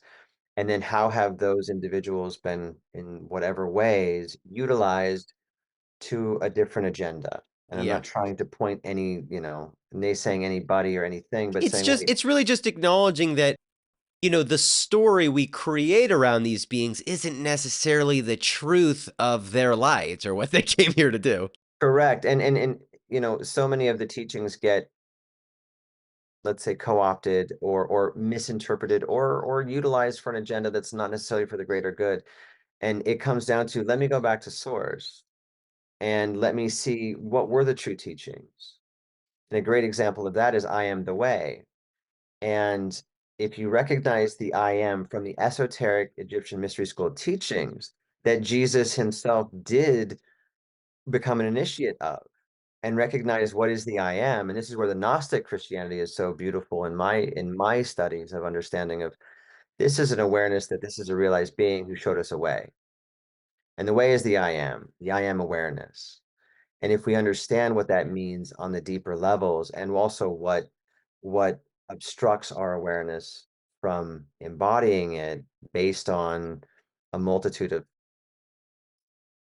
systematic studies, like the esotericism, as I mentioned as we were talking before, and understanding the basic structure of what the Egyptian mystery schools were teaching and what Pythagoras was teaching, also an initiate of those schools, and how he was, vilified in the latter years of his teachings, when in fact it was just because it was knowledge, like almost like the knowledge of the tree of life. I It came probably would have been more interested in math if I got to hear that sort of story of Pythagoras. I'm like, okay, yeah, okay. I'm into Yeah, what's that theorem again? I want to know all about it. and a fun way to understand it from what I've learned through the Gurdjieffian studies was that Pythagoras comprehended the nature of the formless coming into form through sound. And like the sacred Om was the initial sound of creation and of existence. And then if you break down what is the octave of sound, and there's a do note, a re note, a mi note, a fa note, a so note, a la note, and a si note. And if you understand the psychological model of each of those notes, and then you can break down what Pythagoras essentially taught was there are three energies in the universe, and everything is expressed and derivatives of that. And the three energies are there's affirming energy, there's an initiatory energy, right? And we live in the third dimension where we have laws of physics and every action has an equal and opposite reaction. So there's denying energy in equal measure to the affirming energy. So initiation, resistance, right? And then there's a third energy, and that's what is I I perceive to be critical to everything, and that is the reconciling energy. And those are broken down over the notes. So the do, re, mi are the affirming energy. The la note or the fa and the so are the denying energy. And then the la note and the si note are the reconciling energy. And when you understand the breakdowns of that, which I'm not going to go into here, but the basic. But you can, even if you didn't know anything about that, right? You could probably, I love music. I have a very cursory understanding of sort of the mechanics of it, but I don't know if you would call it concordant or discordant chords, or maybe or major or minor, like, if that relates to what you're saying, you could probably feel, right, what feels oppositional and what feels reconciling, right, without knowing Right. anything about it. And so exactly, you've nailed it. And with that, when you understand the structure of it, you can actually stage and know where you are in the staging to say, oh, I'm feeling resistance. And lo and behold, I'm in the fa note of a staging. And you could use a week as a great example. Let's say Monday is the do note and Sunday is the C note. And we have 7 days in our week, and there's a way to break that down. And you could actually, if you were to say, for example, our podcast or some other thing that has a finite timeline of a beginning, middle, and an end, we could go back over this and break it down and look at the different stages of it and where there would be Like a building, like a rising right. of a tension, like exploring, like, are we on the same page? A breakthrough and a reconciling. Totally. And that's basic narrative structure. And so where Joseph Campbell took it even further with his the monomyth, the 17 stages of the monomyth, as an example of where I believe it's 17. I have to double check that. But the whole thing is that there's a beginning, middle, and end, and at every point there's a necessary progression into the next octave, which I'm breaking down the notes within an octave. But the basic understanding, and this is where the Virgo and you and I could nerd out forever on this stuff, is I have a sixth house sun, so I got the Virgo, like I'm Okay, yeah. and to go into the space of oh, if I understand the staging, then what and reconciling, and by the way, is that's the objective awareness. So we go from subjective to objective through the octave, and the basso interchange is where we go from subjective to objective. So the idea is we want to bring in the third force energy the moment there's a break from first to second, and there's going to be what's called a shock point. So the ideal way of engaging reality is the moment the shock point arises, rather than getting subjectively entangled in the ego and the drama and the fight and the whatever, or the frustration, it's like, wait, objectively speaking, there's a reconciling energy here. Like Lenin said, there are no problems, only solutions. And so it's like the energy we need to get to the fulfillment of the aim. And so the real key in all of it is remember your aim, which is what we're talking about with this Taurus new moon, is set a very clear and very achievable aim, and then structure your way, stage your way to its fulfillment. And so back to your chart, we'll kind of like tie this together, is this new moon for you is about your dharma. Like this is the truth of it doesn't matter what you did or what you didn't do. It doesn't matter what somebody else thought or didn't think you should do. This is like the sixth house is like Virgos don't actually care what other people think like the Leos do. And so the Leo side of you might, but the Virgo side of you, like we're going Vedic and we're going Western, and that's its own conversation Right, in its right, own right. that. But the truth is, as far as this lens of perception and this narrative orientation, your new moon, there is so much energy to say, let's say you wanted to write down, like Joe Dispenza say, write down a number, and then you're living into that reality and you live as though that reality were real and you feel it and the sensation. So it's not just the intention, but it's the feeling that you get from its realization that allows its realization to occur because you've now magnetized that to you. For you, it's like Dharma all day long, sixth house, soul's calling. And it's yes, it's healing. But I would say, if anything, it would be healing the chatter of the mind that might distract you from intuitively knowing with that Pisces moon what is true. Well, and I'll just say what's so interesting about that is, because I this is like my nature, it's in my chart. I go back and forth with different kinds of practices, where I've leaned into like law of attraction manifestation and where I've like surrendered it because it was feeling too self-punishing or I was getting caught up in some expectation. But very recently, I came back around to it. It felt good. I wrote out and drew pictures of a bunch of different note cards. I was like, "Fuck it, let's manifest," and and I'm feeling energy because that's what happens. It's like, oh, I have images in my head. I'm cycling them through, and all of a sudden, my eyes are up, and I'm just like seizuring in the energy, which is basically just what happens to me a lot these days.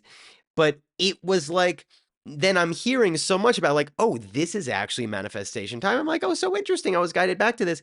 And in this month, literally this Saturday, I created I'm doing a live person event that I haven't done in a little while. It's called Riding the Wave, which strikes me as very resonant, riding the wave of those notes to the reconciled place, right? Riding the emotional wave, whatever. Right. Whatever we're manifesting. And that feels like maybe not the only part, but an important part of Dharma. And it's sort of piecing together and knowing that like the things that are happening now are significant and relate to what I've been cultivating. Well played. Yeah, there's something you said I wanted to circle back to and see if I can remember it. Oh, the is it physical? There's something that I feel like I wanted to take in a direction. I'm blanking on it right now, so I'll have to let it go and maybe it'll come back. But let's use that like what you're doing on the 11th, for example, like this like in-person event you haven't done in a while, it sounds. Yeah, And there's, I'm sure, a desired outcome. for sure. And with that, it's holding that, it's recognizing that, and whether you've got like 20% more ticket sales than you need or whatever it is, or you've already filled it, and now it's like, what do you want these people to experience? Who are they? What is it that you hold as a facilitator, a potential, and whatever that is for you, like that's your opportunity with this new moon, because it's something that, because it's all sixth house, it feels like it could be profoundly healing or bring up wounds that are ripe for healing. And within that, the encouragement, because Venus is conjunct this new moon, which we're literally like waxing into as we speak, um, is a it's such a magnetic force that we're in right now. And so Venus, just to be clear, when you say that for people, like you're talking about not like my personal planets, but like the just like the transit planet, like the planets where they are presently for everybody. They a lot like Venus, Moon, Sun, Uranus, they all happen to be very close together, they're right? all, yeah, that's happening for all of us. It happens to be in your sixth house. It'd be in Yeah, different houses of different people. It's in my 12th house, for example.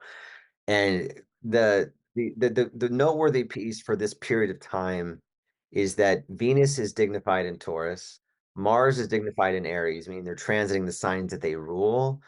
So it's a time to be engaged. It's a time to be, you know, this isn't, don't go sit in the cave and meditate right now. This is a time to yeah. like No, I've actively been very engage. active. Yeah, Yeah, yeah.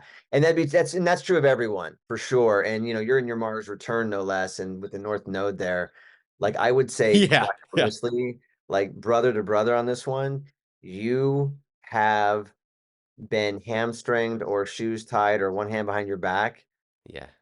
energetically, no longer. Like there's like, whoa, Wow. I'm actually able to play full court. I got all Yeah. 5 gears in my Ferrari ready to It's go. amazing. Yeah. Cause I've And always felt that limitation in my body. totally. And then the beautiful like reminder therefore is that Saturn is going to make sure that you have to stay in your lane. You drive that car as fast and furious as you want, but you got to stay. Yeah, I drove it. I drove it off a cliff in my 20s. So Yeah, exactly. clearly, Saturn's Exactly. not going to allow that to And happen again. because the Saturn square, back to that conversation on a general level, is that whatever lessons you got in your Saturn return that you like recognize, like, oh wow, I thought I was A, but I'm B. And for me, I thought I was an actor and I chose the healing arts, and that was my path. The Saturn square comes around to say, okay, but did you learn and integrate that lesson? Because if you didn't, I'm going to throw some serious heat your way. If you're like, yeah, well, I said I quit acting, but on the side, I'm still Right. auditioning and doing the things. It's just like, Or I said I was, surrendering to intuitive guidance, but I'm still gonna, use my psychology license, maybe dip back in and reach out to some old colleagues and see how my supervisor. And then, yeah, so we'll see. yeah, you can't override that thing you realized, and that's the big piece. Like a lot of people stop partying in their Saturn returns, and it's really a beautiful thing because physiologically we are actually at an age where we can't process things and methylate things as cleanly as we did in our 20s. For those who did party, I and like, definitely fall into that camp hardcore.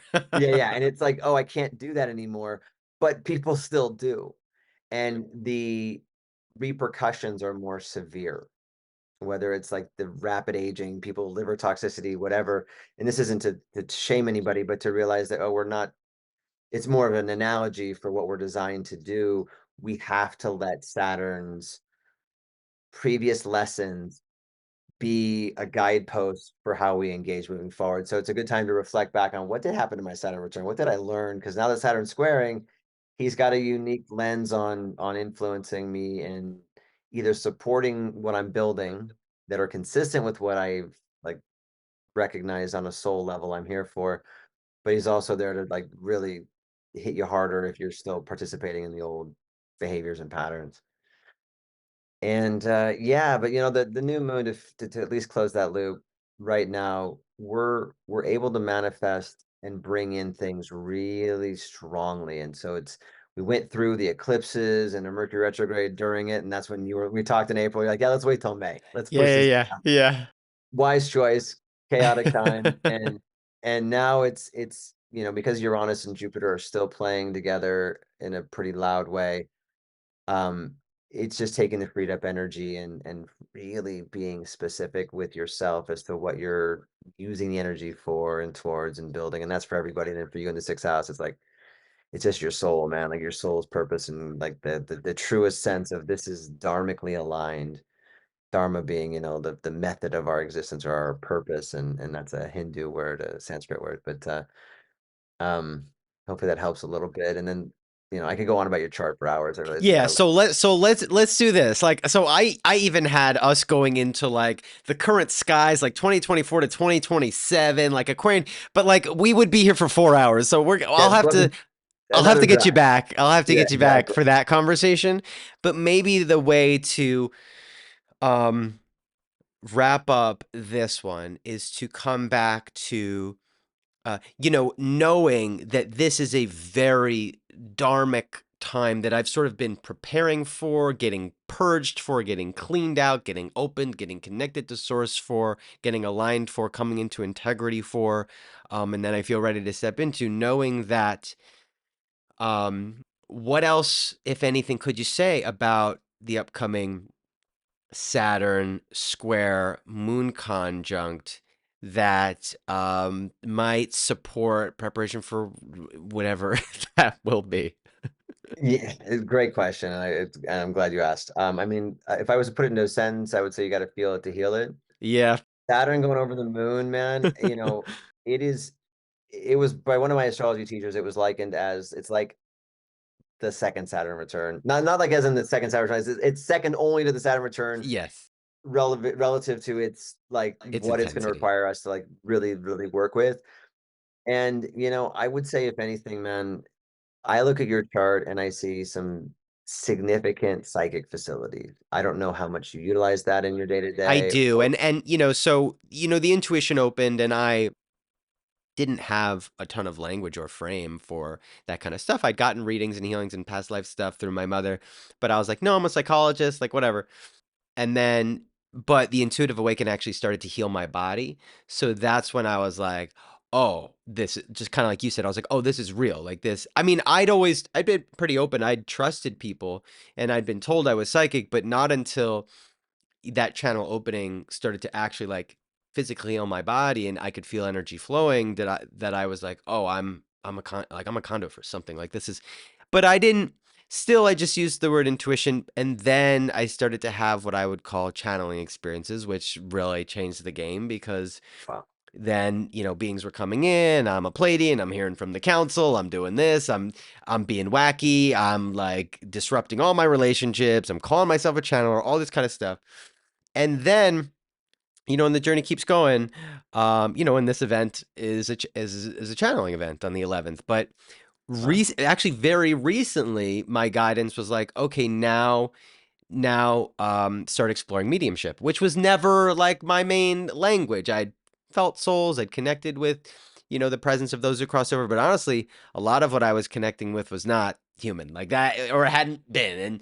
But this was like, Wow. so I'm on Insight Timer and I just started doing purely, I'll go live tomorrow and Thursday, 2 hours at a time, and I'm just doing purely psychic mediumship readings, and I like that platform because I can experiment, I can be who I want to be, and the audience is supportive, and they've been really good healing sessions. So clearly, I'm being guided deeper into these realms continuously. Wow. Good for you. That's beautiful, man. Well, and it tied me back to what I was trying to retrack earlier and your sixth house, but the self-care piece, right? Yeah, And it's been my life's work basically. yeah, and it's such a unique thing to the individual. It's constitutionally, we all have different ways that we need to care for our bodies, our physical and clearing of energy. When you open up, like, having, and this is the Saturn square, kind of like dialing it together, where Yeah. the ability to have access to the channel and access to closing the channel down and having a disciplined approach and making sure you're clear with your boundaries on what is that, and I'll open it again when I say and give permission for it to be open versus I'm just a freaking. Yeah, And then yeah. to that end, the self-care too is the discipline that Saturn brings, where especially, I just turned 50 and there's a space where like I don't have any Like your wiggle room. Chiron return. Oh yeah, big time. I'm like right in the heart of it. It's amazing. Wow. And yeah, wow. And but the most important piece that I've learned is that I don't have a lot of cheat day wiggle room kind of, oh, I'll do it tomorrow. Right. And so with that way, like as you go into mediumship and as you go into those places of, you'll have the clear exercises of what you do to open and close it and be crystal clear with it. So there isn't any lingering, because when you have that open, a lot wants to come through. And that's what I felt Saturn's invitation, what all through the sickness, you know, was like, which I sort of got this message that it wasn't necessarily pre-life selected, but my soul sort of chose it midlife as I was going off the deep end with drugs to be like, all right, we're gonna call it an illness so you can learn that you cannot mess with your body like this, and from where the journey has continued, like my body has to be number one priority or things fall apart. Yeah, all earth signs have that as a karmic component. Virgo's less so than the Tauruses and Capricorns, but in general, when it comes to especially too, because the moon, and you have the moon dignified in it's exalted in Pisces and dignified. No, it's not exalted. I'm sorry, but I find the moon in Pisces to be exceptional, and having it in the house that it rules, the fourth house, is like, so yeah, Saturn coming there. It's like as long as you don't get messy with your discipline of how you engage this channel, this vessel, you'll be fine. And then the other side of it is, what do you want it to look like? And what is that like, what is that ultimately going to be? You know, is this 5 million followers with a platform that allows multiple people to have access to your gifts and whatever it all, and you'll figure that all out. But I would entertain those thoughts with this. Yeah, I've thought about that because, I mean, because I feel like this part of not having much sort of external opportunity, not having many followers, not having many clients has been almost like whether it was Saturn or just universe being like, this is your time to come into integrity and see what's important before we open the gates for you and different energies start flowing in, because no one is immune to the trappings of whatever comes of that. And for me, it's just been clear, like, I have to stay in integrity with the heart, with what I'm really here to do, with how I'm here to serve. Otherwise, it's not really going to feel good. Well spoken. Wow, that was really cool. I mean, honestly, I've interviewed a lot of astrologers, and this was, I am not just saying this was for sure the best. Like I've had good ones, but I mean, the places we went, the weaving of my own journey, and sort of just the foundational explanations, and I mean, yeah, I for sure would want to do this again so we can go. I mean, we might just end up talking all about me again anyway, but to intend to go into, I love to think about the future. Like it's something that I just learned is like I feel is pulling me toward, and when I go toward it, I feel better about myself. When I get caught in the past, I feel terrible about myself. So this is something I've learning, and I get information about it, so it's fun. Yeah. But this was just like such a cool foundation to get your story, and then to just really set this beautiful frame of what I'm stepping into, which I'm ready for. Universe, I trust I trust I'm gonna have to get some support. I'm gonna have to, part of my thing is thinking I'm supposed to do it all on my own. And for this, I just have a clear sense that, probably not, but probably reach out for help, get support, maybe have a bodywork session, right? Like with you. Totally. To have some people on speed dial. But yeah, I just really appreciate this. This has been super fun and like a beautiful new moon manifestation. I love it, man. Appreciate the invitation, and it's fun to drop in with you, and I appreciate the kind words as well. Yeah. All right, Ryan. Well, this was a blast. Thank you again. And I am sure that I will talk to you soon. I look forward to it. Happy new moon.